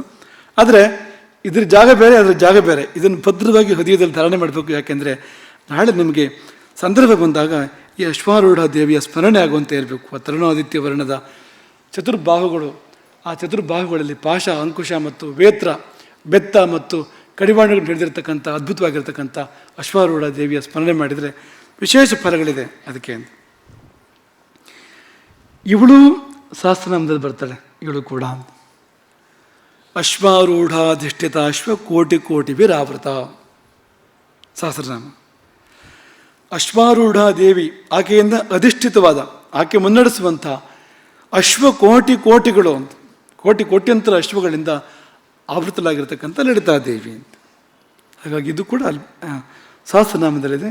ಭಾವಿಸಿ, ಹೀಗೆ ಭಾವಿಸಬೇಕು. ಒಂದು ದೇವಿಯ ಪಾಶಾವಚದಿಂದ ಹುಟ್ಟಿರ್ತಕ್ಕಂಥ 4 ಬಾಹುಗಳ ಅಪರಾಜಿತ ಅಶ್ವವನ್ನು ಏರಿ ಶೋಭಿಸ್ತಕ್ಕಂಥ ದೇವಿಯ ಕಿಂಕರಿ, ಆದರೆ ಅದ್ಭುತ ಶಕ್ತಿ ಸಂಪನ್ನೆಯಾಗಿರ್ತಕ್ಕಂಥ ಅಶ್ವಾರೂಢ ದೇವಿ ಸ್ಮರಣೆ ಆಗಬೇಕು ನಿಮಗೆ. ಈಗ ಬರುವವಳು ಸೇನಾಪತಿ, ಮುಂದೆ ಬರತಕ್ಕಂಥವಳು. ಅದೊಂದು ಭಾರಿ ವಿಶಿಷ್ಟವಾಗಿರ್ತಕ್ಕಂಥ ಸ್ವರೂಪ ಅದು. ಈ ದೇವಿಯ 3 ಸ್ವರೂಪಗಳಿದೆ ಮುಖ್ಯವಾಗಿರ್ತಕ್ಕಂಥದ್ದು. ಶ್ರೀಲಲಿತಾ, ಅದಾಗಿ ಇನ್ನಿಬ್ಬರು ದೇವಿಯರು ಬರ್ತಾರೆ ಅದರ ನಂತರ ಅಂತ. ಇಬ್ಬರಲ್ಲಿ ಒಬ್ಬಳು ತುಂಬ ಪ್ರಧಾನವಾಗಿರ್ತಕ್ಕಂಥ ದೇವತೆ. ಅವಳ ಹೆಸರು, ಅನೇಕ ಹೆಸರುಗಳಿದೆ ಅವಳಿಗೆ. ದಂಡನಾಥ ಅಂತ ಕರೀತಾರೆ ಮುಖ್ಯವಾಗಿ ಅವಳನ್ನು, ದಂಡನಾಥ ದೇವಿ ಅಂತ. ದಂಡನಾಥ ಅಂದರೆ ಆಕೆ ಸೇನಾಧಿಪತಿ, ದೇವಿಯ ಸೈನ್ಯದ ನೇತೃತ್ವ ಅವಳದ್ದು. ಕ್ರಮದಲ್ಲಿ 3ನೇ ಸ್ಥಾನ ಅವಳದ್ದು. ರಾಜರಾಜೇಶ್ವರಿಯ ಸಾಮ್ರಾಜ್ಯ ಇದೆಯಲ್ಲ, ಸಾಮ್ರಾಜ್ಯದಲ್ಲಿ ರಾಜರಾಜೇಶ್ವರಿಯಿಂದ 3ನೇ ಸ್ಥಾನದಲ್ಲಿ ಬರ್ತಕ್ಕಂಥ ಒಂದು ವಿಶೇಷ ದೇವತೆ ಆಕೆ ಅಂತ. ಅವಳು ಹೊರಟಾಗ ಪಟಕಧ್ವನಿ ವಾದ್ಯಘೋಷ ಉಂಟಾಯಿತು, ಜಗತ್ತು ಕಿವುಡಾಯಿತು ಆ ವಾದ್ಯಘೋಷ. ಯಾಕಂದರೆ ಹೊರಟವಳು ದಂಡನಾಥ ದೇವಿ ಈಗ ಅಂತಿಂತವಳಲ್ಲ ಅಂತ. ಅವಳಿಗೂ ಸೈನ್ಯ ಬೇಕಲ್ಲ, ಎಲ್ಲ ಸೈನ್ಯವೂ ಅವಳದ್ದೇ. ಆದರೆ ಅವಳ ಭುಜದಿಂದ ಜ್ವಾಲೆಗಳು ಹೊರಹೊಮ್ಮಿದುವಂತೆ. ಆ ದಂಡನಾಥ ದೇವಿಯ ಭುಜಗಳಿಂದ ಜ್ವಾಲೆಗಳು ಹೊರಹೊಮ್ಮಿದುವಂತೆ, ದಿಕ್ಕು ದಿಕ್ಕಿಗೆ ಜ್ವಾಲೆಗಳು ಪಸರಿಸಿದ್ವು, ಅಲ್ಲಿಂದೆಲ್ಲ ಶಕ್ತಿಗಳು ಹುಟ್ಟು ಬಂದವು. ಶಕ್ತಿ ಸೈನ್ಯ, ಶಕ್ತಿಗಳೇ ಸೈನಿಕರು. ಆ ಶಕ್ತಿಗಳು ಅಸಂಖ್ಯಾತ ಸಂಖ್ಯೆಯಲ್ಲಿ ಹುಟ್ಟಿ ಬಂದರು ಆಕೆ ಭುಜದಿಂದ. ಭುಜ ಅಂದ್ರೇನು? ಕ್ಷಾತ್ರ ಅಂತ. ಭುಜ ಅಂದ್ರೇನು? ಪರಾಕ್ರಮ ಅಂತ. ಅಲ್ಲಿಂದ ಹುಟ್ಟಿ ಬಂದರು ಅವರೆಲ್ಲರೂ ಕೂಡ ಅಂತ. ಅವರೆಲ್ಲರ ಕೈಯಲ್ಲಿ ಖಡ್ಗ ಇತ್ತು ಮತ್ತು ಗುರಾಣಿ ಇತ್ತು. ಅವರು ಚಂಡ ಶಕ್ತಿಗಳು ಮುನ್ನಡೆದ್ರಂತೆ ಸೈನ್ಯದಲ್ಲಿ. ಮುಂದಕ್ಕೆ ಅಗ್ರಸರ ತುಕಡಿ ಅದು ಅಂತ, ಎದುರಿರ್ತಕ್ಕಂಥ ತುಕಡಿ ಆಕೆಯ ಸೈನ್ಯದಲ್ಲಿ ಅಂತ. ಇಲ್ಲೊಂದು ಸಣ್ಣ ತಮಾಷೆ ಇದೆ. ಅಲ್ಲಿ ವೇತ್ರಿಣಿಯರಿದ್ದಂತೆ. ವೇತ್ರಿಣಿಯರು ಅಂದರೆ ವೇತ್ರ ಬೆತ್ತ, ಸಂಸ್ಕೃತದ ವೇತ್ರ, ಕನ್ನಡದ ಬೆತ್ತ, ಅದೇ ಇಲ್ಲಿ ಕನ್ನಡಕ್ಕೆ ಬಂದಿರತಕ್ಕಂಥದ್ದು. ವೇತ್ರಿಣಿ ಅಂದರೆ ಕೈಯಲ್ಲಿ ಬೆತ್ತ ಹಿಡ್ಕೊಂಡು ಕೆದರು ಶಿಸ್ತಿಗೋಸ್ಕರ ಇದ್ದಂಥವ್ರು ಒಂದು ಗುಂಪಿತ್ತಂತೆ. ಅದು ಅವರು ಈ ಶಕ್ತಿ ಸೇನೆ ಸ್ವಲ್ಪ ಆ ಕಡೆ ಈ ಕಡೆ ಹೋದರೆ ಬೆತ್ತದಿಂದ ಬಡಿದು ಹೋಗಿ ಅಲ್ಲಿಗೆ ಅಂತ, ನಿಮ್ಮ ಜಾಗಕ್ಕೆ ಹೋಗಿ ಅಂತ, ನಿಮ್ಮ ಸಾಲಿಗೆ ಹೋಗಿ ಅಂತ, ಆ ಸಾಲಿಗೆ ಕಳುಹಿಸಿ ಕೊಡ್ತಾ ಇದ್ರಂತೆ ಅಂತ. ಅಲ್ಲಿ ಬಡಿದು ಅಂತಲೇ ಇದೆ ಅಲ್ಲಿ ನೇರವಾಗಿ ಅಂತ. ವೇತ್ರ ಸಂತಾಡನ ಶತೈಹಿ ಅಂತ, 100 ಬಾರಿ ಒಂದು ಗೆರೆ ಆ ಕಡೆ ಈ ಕಡೆ ಹೋಗುವಂತಿಲ್ಲ ಸೈನ್ಯ. ಅದನ್ನು ಅಲ್ಲೇ ಹೋಗಬೇಕು ಅದು ಅಂತ. ಹೋದರೆ ಆಚೀಚೆ ಹೋದರೆ ದಂಡನೆ ಇದೆ ಅಂತ. ಅದಕ್ಕೋಸ್ಕರವೇ ವೇತ್ರಿಣಿಯರು ಆ ಸೈನ್ಯದಿರೋದು. ಯಾಕೆಂದರೆ ದಂಡನಾಥ ದೇವಿ ಸೈನ್ಯ ಅದು ಹಾಗೇ ಇರಬೇಕು, ಅದು ಬೇರೆ ರೀತಿ ಇರೋಕ್ಕೆ ಸಾಧ್ಯ ಇಲ್ಲ ಅಂತ. ಧ್ವಜಗಳು ಆ ದೇವಿಯ ಸೈನ್ಯದಲ್ಲಿ ಅಸಂಖ್ಯಾತ ಧ್ವಜಗಳು. ಮಹಿಷಧ್ವಜ, ಮೃಗಧ್ವಜ, ಮೃಗ ಅಂದರೆ ಜಿಂಕೆ, ಮೃಗಧ್ವಜ, ಸಿಂಹಧ್ವಜ, ಆ ಧ್ವಜಗಳು ಸಾಲು ಸಾಲು ತುಂಬ ಕಾಣ್ತಾ ಇದೆ ಆ ಸೈನ್ಯದಲ್ಲಿ. ಮತ್ತು ಬೆಳ್ಳುಗೊಡೆಗಳು, ಶ್ವೇತಛತ್ರಗಳು ಅಸಂಖ್ಯಾತ. ಎಷ್ಟು ಅಂದರೆ ಆ ಶ್ವೇತಛತ್ರಗಳು ನಿಸ್ಸಂಖ್ಯ ಶಶಿಮಂಡಲಂ, ಭೂಮಿಯಲ್ಲಿ ಅಸಂಖ್ಯಾತ ಚಂದ್ರಬಿಂಬಗಳ ಉದಯವಾದಂತೆ ಇತ್ತು. ಆಕಾಶದಲ್ಲಿ ಚಂದ್ರಮಂಡಲ ಒಂದಿದೆಯಲ್ಲ, ಅಂಥ ಅಸಂಖ್ಯಾತ ಇಲ್ಲಿ ಬಂದಂತೆ ಅಂತ. ಈ ದಂಡನಾಥ ದೇವಿಯ ಪರಿಸರದಲ್ಲಿ ಅಸಂಖ್ಯಾತವಾದ ಚಂದ್ರಮಂಡಲಗಳು ಬಂದಂತೆ. ಕೆಳಗೆ ಕತ್ತಲಾವರಿಸ್ತು. ಎಲ್ಲ ಛತ್ರಗಳ ಮೇಲೆ ಬಂದಿದ್ದರಿಂದ ಆ ಸೈನ್ಯದಲ್ಲಿ ಆ ಸೂರ್ಯನ ಬೆಳಕೆ ಕೆಳಗಡೆ ಬರಲಿಲ್ಲ ಅನ್ನೋ ಹಾಗಿತ್ತು ಅದು ಅಂತ. ಆದರೆ ಕೆಳಗೆ ಬೆಳಕಿತ್ತಂತೆ. ಆದರೆ ಬೆಳಕು ಯಾವುದು ಅಂದರೆ ಹೇಮದಂಡಗಳು, ಎಲ್ಲ ಛತ್ರಗಳಿಗೆ ಕೂಡ ಚಿನ್ನದ ಹಿಡಿಕೆ ಇದೆಯಲ್ಲ ಅದರ ಪ್ರಭೆ, ಅಲ್ಲಿಯ ಮಣಿಗಳು, ರತ್ನಗಳು, ಅದರ ಪ್ರಭೆಯಿಂದ ಬೆಳಕು ಆಯಿತು. ಕತ್ತಲ ಬೆಳಕಿನ ಆಟ ಅಂತ. ಈ ದೇವಿ ಸೈನ್ಯದಲ್ಲಿ ಪುರುಷರಿಗೆ ಪ್ರಾತಿನಿಧ್ಯ ಭಾರಿ ಕಡಿಮೆ. ಇಲ್ಲ ಅಂದ್ರೂ ತಪ್ಪಿಲ್ಲ, ಅವ್ರ ಸಾಮ್ರಾಜ್ಯದಲ್ಲೇ ಹಾಗೆ ಅಂತ. ಭಾರೀ ಅಲ್ಪಸಂಖ್ಯಾತರು ಇವರು, ಈ ಪುರುಷರು ಅಂತ. ಒಂದು ಗುಂಪು ಇಲ್ಲಿ ಗೋಚರಿಸ್ತಾ ಇದೆ, ಭೈರವರ ಸೈನ್ಯ ಅಂತ.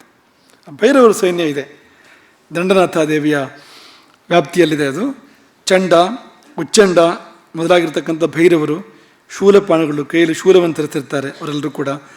ಕೂದಲು ಅಂದರೆ ಕೆಂಜಡೆ ಅವರದ್ದೆಲ್ಲ, ಜ್ವಲತ್ ಕೇಶ ಪಿಶಂಗಾಭಾಹ, ಬಂಗಾರದ ಬಣ್ಣದ ಅಥವಾ ಕೆಂಜಡೆ ಅಂತ ಕೂದಲುಗಳು ಅವರದ್ದು. ಅವರು ತಮ್ಮ ಬಿರುಗಣ್ಣು ನೋಟದಿಂದಲೇ ರಾಕ್ಷಸರನ್ನು ಸುಡ್ತಾರೋ ಏನು ಎನ್ನುವ ಹಾಗೆ ಅವರು ಸೈನ್ಯದಲ್ಲಿ, ದಂಡನಾಥ ದೇವಿಯ ಸೈನ್ಯದಲ್ಲಿ ಮುಂದಕ್ಕೆ ಧಾವಿಸಿದರಂತೆ. ಒಂದು ವಿಶೇಷ ಅಂದರೆ ಈ ದಂಡನಾಥ ದೇವಿಯ ಮುಖ ಅದು ಮನುಷ್ಯಾಕಾರ ಅಲ್ಲ ಅಂತ. ವರಾಹಮುಖಿ ಅವಳು ದಂಡನಾಥ ದೇವಿ. ಅವಳನ್ನು ಪೋತ್ರಿಣಿ ಅಂತ ಕರೀತಾರೆ. ಹಾಗಾಗಿ ಪೋತ್ರ ಅಂದರೆ ವರಾಹ, ಹಂದಿ, ಪೋತ್ರಿಣಿ ಅಂತ ಕರೀತಾರೆ. ಯಾಕೆಂದರೆ ಮುಖ ಮಾತ್ರ ವರಾಹದ ಮುಖ. ನೀವು ದಕ್ಷಿಣ ಕನ್ನಡದ ಪರಿಸರಕ್ಕೆ ಹೋದರೆ ಇಂಥ ದೇವತೆಗಳನ್ನು ತುಂಬ ಕಾಣ್ತೀರಿ ನೀವು. ಅಲ್ಲಿ ಕೋಲಗಳು ಇದು ಆಗ್ತಾ ಇರ್ತದಲ್ಲ, ಅಲ್ಲಿ ಹೆಸರುಗಳು ಬೇರೆ ಇರ್ಬೋದು, ಆದರೆ ಪ್ರಾಧಾನ್ಯ ವರಾಹಮುಖಿ ದೇವಿಯರ ಪ್ರಾಧಾನ್ಯವನ್ನು ಕಾಣ್ತೇವೆ ನಾವಲ್ಲಿ ಅಂತ. ಮೂಲ ಇಲ್ಲಿದೆ, ವರಾಹಮುಖಿ ಅವಳು.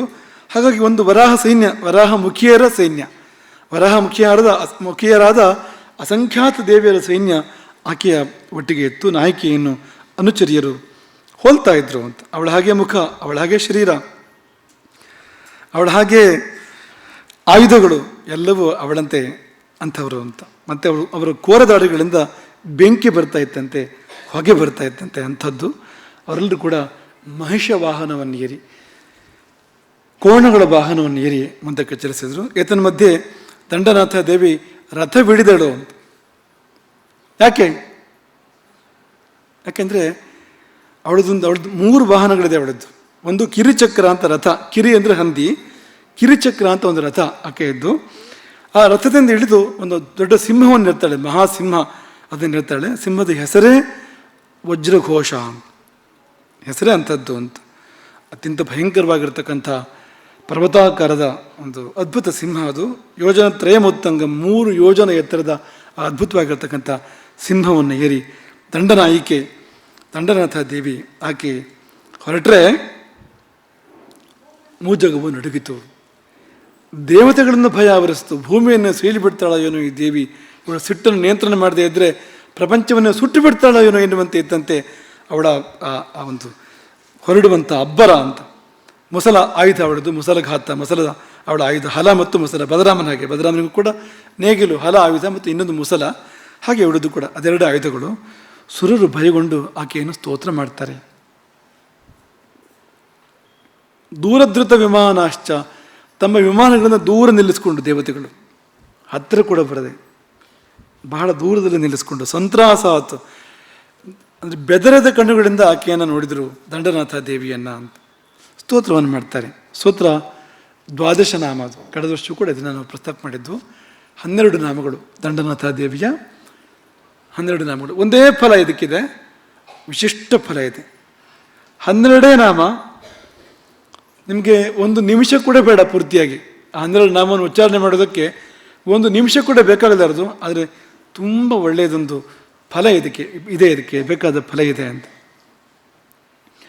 ಅಗಸ್ತ್ಯರು ಹಯಗ್ರೀವರನ್ನು ಕೇಳ್ತಾರೆ, ಅದು ಯಾವುದು 12 ನಾಮಗಳು ಹೇಳಿಬಿಡು, ಯಾಕೆಂದರೆ ಉಪಯೋಗ ಆಗ್ಬೋದು, ನನಗೂ ಉಪಯೋಗ ಆಗ್ಬೋದು, ಪ್ರಪಂಚಕ್ಕೂ ಉಪಯೋಗ ಆಗ್ಬೋದು, ಹೇಳಿಬಿಡು ಅಂತ ಕೇಳಿದಾಗ ಹಯಗ್ರೀವರು ಆ 12 ನಾಮಗಳನ್ನು ಹೇಳ್ತಾರೆ. ಅದನ್ನು ನಾವು ಹೇಳ್ಕೊಡ್ತೇವೆ. ನೀವೆಲ್ಲರೂ ಕೂಡ ಅದನ್ನು ಹೇಳಿ ಜೀವನದಲ್ಲೂ ಕೂಡ ಇಟ್ಕೊಳ್ಳಿ, ಅದನ್ನು ನೇರವಾಗಿ ಕೂತ್ಕೊಳ್ಳಿ. ಎಲ್ಲರೂ ಕೂಡ ಆ ದಂಡನಾಥ ದೇವಿಯ ಧ್ಯಾನವನ್ನು ಮಾಡಿ, ಲಲಿತಾ ತ್ರಿಪುರ ಸುಂದರಿಯ ಧ್ಯಾನವನ್ನು ಮಾಡಿ, ಬಳಿಕ ದಂಡನಾಥ ದೇವಿಯ ವರಾಹಮುಖಿಯ ಪೋತ್ರಿಣಿ ಅವಳ ಧ್ಯಾನವನ್ನು ಮಾಡಿ, ತುಂಬ ಉಗ್ರ ಸ್ವರೂಪಿಣಿಯವಳು, ಆದರೆ ಅಷ್ಟೇ ಮಮತಾಮಯ ಕೂಡ ಹೌದು, ಬೇಕಾಗ್ತಾಳೆ ಜೀವನ ಸಂಗ್ರಾಮದಲ್ಲಿ, ಯಾಕೆ ಆಶೀರ್ವಾದ ಬೇಕು ಅಂತ.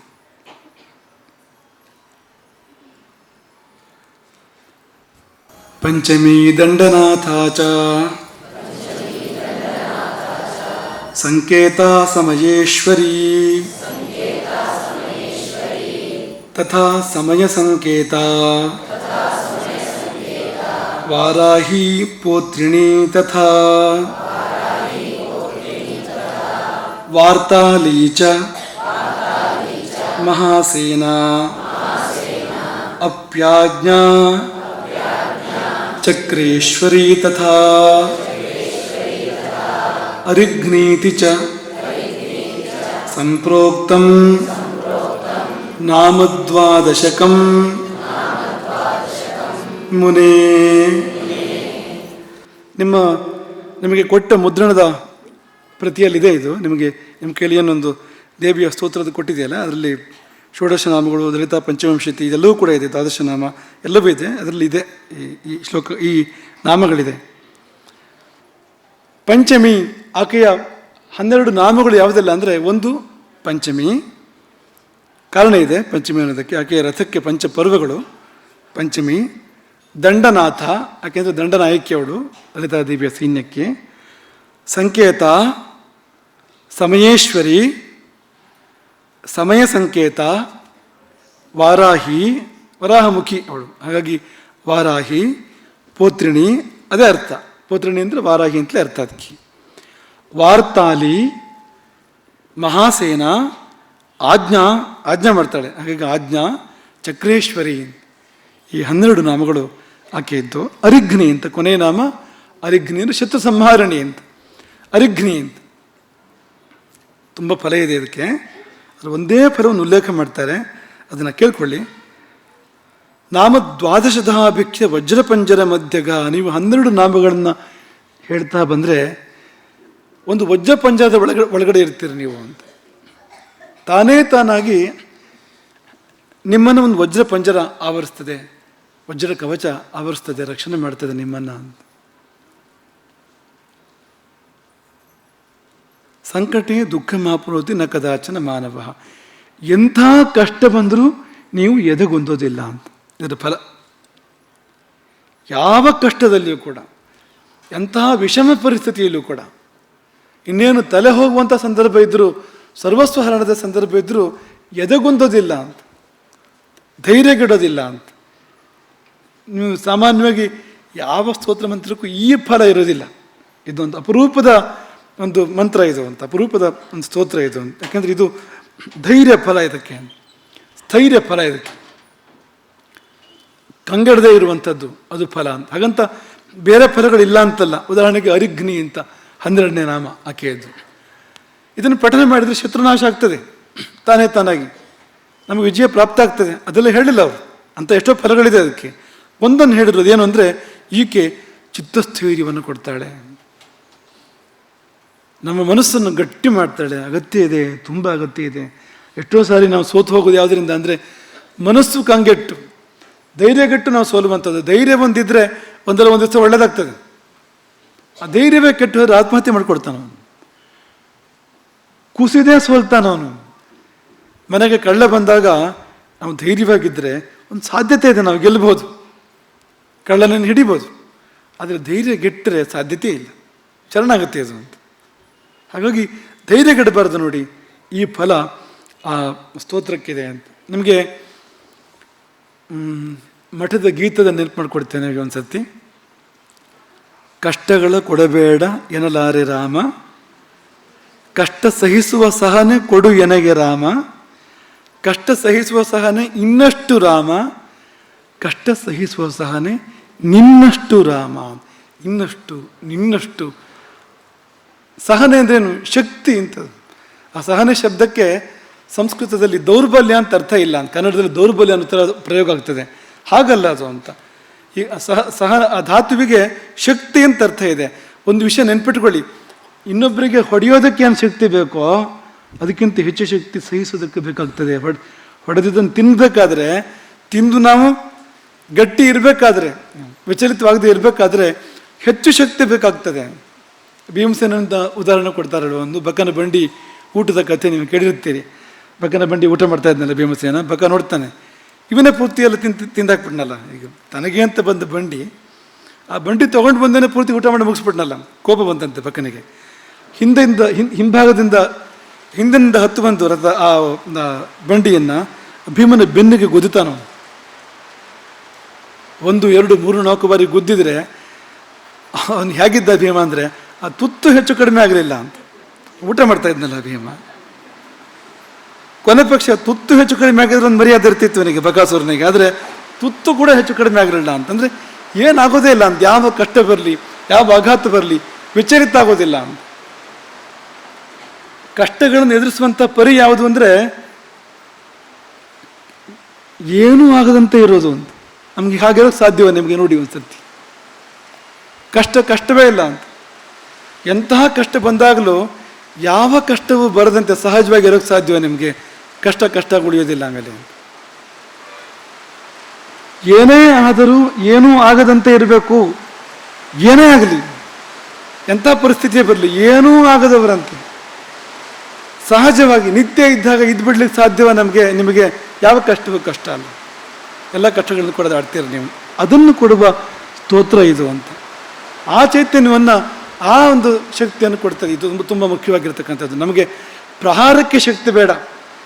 ಮುಖ್ಯವಾಗಿ ಎಂತಹ ಪ್ರಹಾರ ನಮ್ಮ ಮೇಲೆ ಆದರೂ ಕೂಡ ನಾವು ವಿಚಲಿತ ಆಗಬಾರ್ದು, ನಾವು ಕಂಗೆಡಬಾರ್ದು, ನಾವು ಘಾಸಿಗೊಳ್ಳಬಾರ್ದು. ಬದಲಿಗೆ ನಾವು ಸಹಜವಾಗಿರಬೇಕು, ತುಂಬ ಸಹಜವಾಗಿರಬೇಕು ಅಂತ. ಈ ಸಹಜತೆಯ ದೊಡ್ಡ ಶಕ್ತಿ ಇದು. ನಮ್ಮ ಜೀವನಾನುಭವ ನಾವು ನಿಮ್ಗೆ ಹೇಳಿದ್ದು, ಬೇರೆ ಏನು ಹೇಳಿದ್ದಲ್ಲ. ತುಂಬ ಸಹಜವಾಗಿರಬೇಕು. ಎಂಥ ಪರಿಸ್ಥಿತಿ ಬಂದಾಗಲೂ ಅತ್ಯಂತ ಸಹಜವಾಗಿ ಇದ್ದು ಬಿಡಬೇಕು. ಕರಗಿ ಹೋಗ್ತದೆ ಕಷ್ಟಗಳೆಲ್ಲವೂ ಕೂಡ ಅಂತ.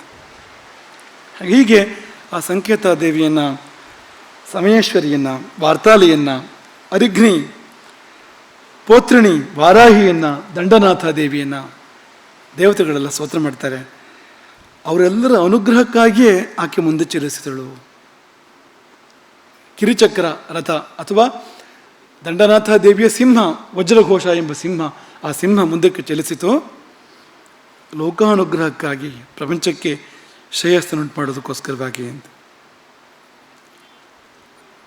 ಮುಂದಿನದನ್ನು ನಾವು ಅದರ ವಿಸ್ತಾರವನ್ನು ನಾಳೆ ನೋಡೋಣ. ನಿಮಗೆ ಸೂಚನೆ ಮಾತ್ರ ಕೊಡ್ತೀವಿ ಅದರದ್ದು. ಮುಂದೆ ಹೊರಡುವವಳು ಮಂತ್ರಿರಾಜ್ಞಿ. ಇವಳು ಮಹಾರಾಜ್ಞಿ ಅಲ್ವಾ? ಶ್ರೀಮಾತಾ, ಶ್ರೀ ಮಹಾರಾಜ್ಞಿ ಅಂತ ಯಾಕೆ? ಇನ್ನೊಬ್ಬಳು ಮಂತ್ರಿರಾಜ್ಞಿ ಇದ್ದಾಳೆ ಅವಳಲ್ಲಿ. ಮಂತ್ರಿರಾಜ್ಞಿ ಪದಸ್ಪೃಶಃ ಅಂತ ತುಂಬ ವಿಶೇಷ ದೇವತೆ ಅದಂತ, ಆಶ್ಚರ್ಯಕರವಾಗಿರುವಂಥ ದೇವತೆ ಅಂತ. ಆ ದೇವತೆಯನ್ನು ಸಂಗೀತ ಯೋಗಿನಿ ಎಂದು ಕರೀತಾರೆ. ಆ ದೇವತೆಯನ್ನು ಅಂತ. ಆ ದೇವತೆ ವೀಣೆಯನ್ನು ಹಿಡಿದು ಯುದ್ಧ ಮಾಡ್ತಾಳೆ. ಆಕೆಯ ಕೈಯಲ್ಲಿ ಒಂದು ಗಿಳಿ ಇರ್ತದೆ ಯಾವಾಗಲೂ ಅಂತ. ಆಕೆಯನ್ನು ಶ್ಯಾಮಲ ಅಂತಲೂ ಕರೀತಾರೆ. ಆಕೆಯ ಸೈನ್ಯದಲ್ಲಿ ಸಂಗೀತ ನಡೀತದೆ ಯಾವಾಗಲೂ ಅಂತ. ಆಕೆ ಯುದ್ಧಕ್ಕೆ ಹೋದರೆ ಸಂಗೀತ ಗೋಷ್ಠಿಯ ಜೊತೆಗೆ ಯುದ್ಧಕ್ಕೆ ಹೋಗ್ತಾಳೆ, ನರ್ತನ ಗೋಷ್ಠಿಯ ಜೊತೆಗೆ ಯುದ್ಧಕ್ಕೆ ಹೋಗ್ತಾಳೆ ಅಂಥ ದೇವತೆ ಅಂತ. ಈ ದೇವತೆ ಲಲಿತಾ ತ್ರಿಪುರ ಸುಂದರಿ ಎರಡನೇ ರೂಪ ಇದು. ಅವಳ ನಂತರ ಬರ್ತಕ್ಕಂಥ ದೇವತೆ. ಆದರೆ ಎಷ್ಟು ಹತ್ತಿರ ರಾಜರಾಜೇಶ್ವರಿಗೆ ಈಕೆ ಅಂದರೆ ಏನಾದರೂ ಈಕೆ ಮರುಕು ಹೋಗಬೇಕು. ಈಕೆಯನ್ನು ಬಿಟ್ಟು ಏನು ನಡೆಯೋದೇ ಇಲ್ಲ. ಆಕೆಯ ಸಾಮ್ರಾಜ್ಯದಲ್ಲಿ ಈ ಮಂತ್ರಿರಾಜ್ಞೆಯನ್ನು, ಈ ಶ್ಯಾಮಲಾಂಬಿಕೆಯನ್ನು, ಸಂಗೀತ ಯೋಗಿನಿಯನ್ನು, ಅದೆಲ್ಲ ಅವಳ ಹೆಸರುಗಳು. ಅವಳನ್ನು ಬಿಟ್ಟು ಏನು ಒಂದು ಗಡ್ಡಿ ಕೂಡ ಅಲ್ಲಾಡೋದಿಲ್ಲ ಅಂಥ ಒಂದು ಶ್ಯಾಮಲಾಂಬಿಕೆ. ಆಕೆಯ ಯುದ್ಧೋತ್ಸಾಹ, ಆಕೆಯ ಯುದ್ಧ ನಿರ್ಯಾಣ, ಅದರ ವೈಭವವನ್ನು ಮುಂದಕ್ಕೆ ನೋಡೋಣ. ಯಾಕೆಂದರೆ ಈ ದೇವತೆಗಳೆಲ್ಲ ವಿಧ ವಿಧವಾದ ಅನುಗ್ರಹಗಳನ್ನು ಮಾಡ್ತಾರೆ. ಇದನ್ನು ಸುಮ್ಮನೆ ಕಥೆಯನ್ನು ಕೇಳಬೇಕಾಗಿರುವಂಥದ್ದಲ್ಲ. ನಿಮಗೆ ಸಂಗೀತದಲ್ಲಿ ಅಭಿರುಚಿ ಇದೆಯಾ? ಈ ದೇವಿಯ ಅನುಗ್ರಹ ತುಂಬ ಅವಶ್ಯ. ಶಂಕರಾಚಾರ್ಯರು ಸ್ತೋತ್ರ ಮಾಡಿದ್ದಾರೆ ಈಕೆಯನ್ನು, ಅಥವಾ ಕಾಳಿದಾಸನಂತವರು ಕೂಡ ಸ್ತೋತ್ರ ಮಾಡಿದ್ದಾರೆ. ಶ್ಯಾಮಲಾ ನವರತ್ನ ಮಾಲಿಕ, ನೀವು ಕೇಳಿರ್ಬೋದು. ಈಕೆ ಇದ್ದೇ ಅದು ನವರತ್ನ ಮಾಲಿಕ ಅಂತ. ಈಕೆ ಪೂರ್ತಿ ಸಂಗೀತಮಯಿ ಅಂತ. ಇವಳ ಆಶೀರ್ವಾದ ಇದ್ದರೆ ಸಂಗೀತ ಎಂಥವನಿಗೂ ಕೂಡ ಬರ್ಬೋದು ಅಂತ, ಇಲ್ಲದೇ ಇದ್ದರೆ ಇಲ್ಲ ಸಂಗೀತ ಅಂತ. ಹಾಗಾಗಿ ಸಂಗೀತ ಆಕೆ ಒಂದು ಅಂಗ, ತುಂಬ ಇದೆ ಆಕೆಯಲ್ಲಿ, ಅನೇಕ ಇದೆ. ಧನುರ್ವೇದ ಈಕೆ ಒಂದು ಅಂಗ, ಅದು ಸಮಸ್ತ ಧನುರ್ವೇದವೇ. ಆದರೆ ಮುಖ್ಯವಾಗಿ ಆಕೆ ಒಂದು ರೀತಿ ಒಂದು ಲಹರಿ, ಆಕೆ ಒಂದು ಆನಂದ ಲಹರಿ ಇದ್ದ ಹಾಗೆ ಅಂತ. ಆ ದೇವಿ ತನ್ನ ಸೇನೆ ಒಡಗೂಡಿ ಯುದ್ಧಕ್ಕೆ ಹೊರಡ್ತಾಳೆ. ಆಕೆಯ ಸೈನ್ಯದಲ್ಲಿ ಕೋಗಿಲೆ ಮೇಲೆ ಹೊತ್ಕೊಂಡು ಯುದ್ಧ ಮಾಡೋರು ಇದ್ರಂತೆ ಅಂತ. ಕೋಗಿಲೆ ಮೇಲೆ ಕೂತ್ಕೊಂಡು ನಿಮಗೆ ಇನ್ನು ಬೇರೆ ಯಾವ ಗ್ರಂಥದಲ್ಲಿ ಕೂಡ ಸಿಗೋದಿಲ್ಲ. ಮಹಾಭಾರತ, ರಾಮಾಯಣ, ಭಾಗವತ, ಅಷ್ಟಾದಶ ಪುರಾಣಗಳು ಎಲ್ಲ ಮಗಚಾಕಿ ನೀವು ಬೇರೆ ಎಲ್ಲಿಯೂ ಕೂಡ ಕೋಗಿಲೆ ಮೇಲೆ ಕೂತ್ಕೊಂಡು ಯುದ್ಧ ಮಾಡ್ತಕ್ಕಂಥ ಒಂದು ಸಂದರ್ಭಗಳು ನಿಮಗೆ ಸಿಗೋದಿಲ್ಲ ಅಂತ. ಇಲ್ಲಿ ಮಾತ್ರ ಇದೆ ಅದು ಅಂತ. ಆಕೆಯ ಪರಿವಾರದಲ್ಲಿ ಕೋಗಿಲೆಯನ್ನು ವಾಹನವಾಗಿ ಹೊಂದಿ ಅದ್ರ ಮೇಲೆ ಕೂತು ಯುದ್ಧ ಮಾಡ್ತಕ್ಕಂಥವ್ರು ಕೂಡ ಇದ್ರು ಅಂತ. ಅಂಥ ದೇವತೆ ನಮಗೆ ತುಂಬ ಪ್ರಿಯವಾದ ದೇವತೆ ಈ ಮಂತ್ರಿಣ್ಯೆಂಬ ವಿರಚಿತ. ಹೇಳ್ತೀರಿ ಲಲಿತಾ ಸಹಸ್ರನಾಮದಲ್ಲಿ ಬರ್ತಾಳೆ ಇವಳು ಕೂಡ ಅಂತ. ಹಾಗೆ ಆಕೆಯ ವರ್ಣನೆಯನ್ನು ನಾಳೆ ಅವಲೋಕನ ಮಾಡೋಣ. ಇದನ್ನೆಲ್ಲ ತುಂಬ ಭಕ್ತಿಯಿಂದ ಕೇಳಿ. ಇದು ನೀವು ಸುಮ್ಮನೆ ಕಥೆ ಅನ್ನೋ ಥರ ಸ್ವಾರಸ್ಯ, ಕಾಲಕ್ಷೇಪ ಅನ್ನೋ ತರಹ ಅಲ್ಲ. ಇದು ಖುಷಿ ಪಡೋಕ್ಕೋಸ್ಕರ ಅಂತಲ್ಲ, ಇದು ಭಕ್ತಿ ಭಾವಕ್ಕೋಸ್ಕರ ಇರುವಂಥದ್ದು. ಎಲ್ಲ ದೇವತೆಗಳು ಇವರೆಲ್ಲರೂ ನಮ್ಮ ಜೀವನಕ್ಕೆ ಬೇಕಾಗಿರ್ತಕ್ಕಂಥವ್ರು. ಈ ತ್ರಿಪುರ ಸುಂದರಿಯ ಸಾಮ್ರಾಜ್ಯ ಹೇಗಿದೆ ಅಂದರೆ, ನಮ್ಮ ಜೀವನಕ್ಕೆ ಬೇಕಾದ ಒಂದೊಂದು ಸಂಗತಿ, ಒಂದೊಂದು ದೇವತೆಗೆ ಆಕೆಯ ಪಕ್ಕದಲ್ಲಿದೆ. ಒಂದೊಂದು ದೇವತೆ ಕೂಡ ನಮ್ಮ ಜೀವನಕ್ಕೆ ಬೇಕಾದ ಅನೇಕ ಸಂಗತಿಗಳನ್ನು ಕೊಡ್ತಕ್ಕಂಥವ್ರು ಅಂತ ಒಂದು ಪರಿವಾರ. ಅದು ಜೀವನವೇ ಆ ರೂಪದಲ್ಲಿದೆ ಅಂದರೆ ತಪ್ಪಿಲ್ಲ ಅಂತ. ಮನುಷ್ಯನ ಉತ್ತಮೋತ್ತಮ ಜೀವನವೇ ಆ ರೂಪದಲ್ಲಿದೆ ಅಂದರೆ ಅದು ಅತಿಶಯೋಕ್ತಿ ಏನೋ ಅಲ್ಲ. ಹಾಗಾಗಿ ಜೀವನಕ್ಕೆ ಸಂಬಂಧಪಟ್ಟಿರ್ತಕ್ಕಂಥ ಇದೆ ಎಲ್ಲ ದೇವತೆಗಳು ಇವು, ಅದೇ ಕಥೆ ಇದು ಅನ್ನೋದನ್ನು ನಾವು ಹೃದಯದಲ್ಲಿ ಭಾವಿಸೋಣ. ಮಧ್ಯೆ ಸುಂದರವಾದ ಚಿತ್ರ, ನಾವು ಚಿತ್ರಲಕ್ಷ್ಮಿ ಅಂತ ಕರಿತೀವಿ ನಾವು ಆಕೆಗೆ. ಶ್ರೀಲಕ್ಷ್ಮಿ ಅಂತ ಆಕೆ ನಮ್ಮ ಗುರುಕುಲದ ವಿದ್ಯಾರ್ಥಿನಿ. ಅವಳೀಗ ಮುಗಿದಿದೆ. ಅವಳಿಗೆ ಅದನ್ನ ಹಾಗೆ ಕರೆಯೋದು ನಾವು, ವಿದ್ಯಾರ್ಥಿನಿ ಅಂತಲೇ ಕರೆಯೋದು ನಾವು. ಆಕೆ ಅದು ನಿಮಗೆ ಮಾತ್ರ ಕಾಣ್ತದೆ ಆ ಚಿತ್ರ, ನಮಗೆ ಕಾಣಿಸೋ ಹಾಗಿಲ್ಲ. ನಿಮ್ಗೆ ಸ್ವಲ್ಪ ಯೋಗ ಜಾಸ್ತಿ ಇದೆ ನಮಗೆ ಅಂತ ಕೊಡ್ತೇವೆ ನಾವು. ಶ್ರೀಲಕ್ಷ್ಮಿಯ ಚಿತ್ರ, ಆಕೆಯನ್ನು ಕೂಡ ಈ ಸಮಯದಲ್ಲಿ ಆಶೀರ್ವಾದ ಮಾಡ್ತೇವೆ. ನೀವು ಆಶೀರ್ವಾದ ಮಾಡ್ತೀವಿ. ಈ ಪುಟ್ಟ ಹುಡುಗಿ ಎತ್ತರಕ್ಕೆ ಬೆಳೀಲಿ, ಅವಳಿಗೆ ತುಂಬ ಶಕ್ತಿ ಇದೆ. ಅವಳು ಹೇಗಿದ್ದಾಳೆ ಅಂದರೆ, ಕೈಯಿಂದ ಚಿತ್ರ ಬೆಳೆಸ್ತಾಳೆ, ಕಾಲಿಂದ ಚಿತ್ರ ಬೆಳೆಸ್ತಾಳೆ, ಅವಳು ಬಾಯಿಂದ ಚಿತ್ರ ಬೆಳೆಸ್ತಾಳೆ. ಅಂಥ ಶಕ್ತಿ ಇದೆ ಅವಳಿಗೆ. ಒಂದು ಆ ಪುಟ್ಟ ಶರೀರದಲ್ಲಿ ಭಾರಿ ದೊಡ್ಡ ಪ್ರತಿಭೆ ಇದೆ ಅವಳದ್ದು, ಅಸಾಧಾರಣವಾಗಿರ್ತಕ್ಕಂಥ ಪ್ರತಿಭೆ ಇರ್ತಕ್ಕಂಥವಳು. ಅವಳನ್ನು ಸಮಾಜ ಬೆಳೆಸಬೇಕು, ಅಂಥವರನ್ನು ಎತ್ತರಕ್ಕೆ ಬೆಳೆಸಬೇಕು, ನಮ್ಮೆಲ್ಲರ ಕರ್ತವ್ಯ ಅದು. ಹಾಗಾಗಿ ಈ ನವರಾತ್ರಿ ಸಮಯದಲ್ಲಿ ಈ ಉತ್ಸವ ಆಗುವಾಗ ಅವಳು ಪ್ರತಿ ವರ್ಷವೂ ಬಂದು ಈ ಚಿತ್ರ ರಚನೆಯನ್ನು ಮಾಡ್ತಾಳೆ.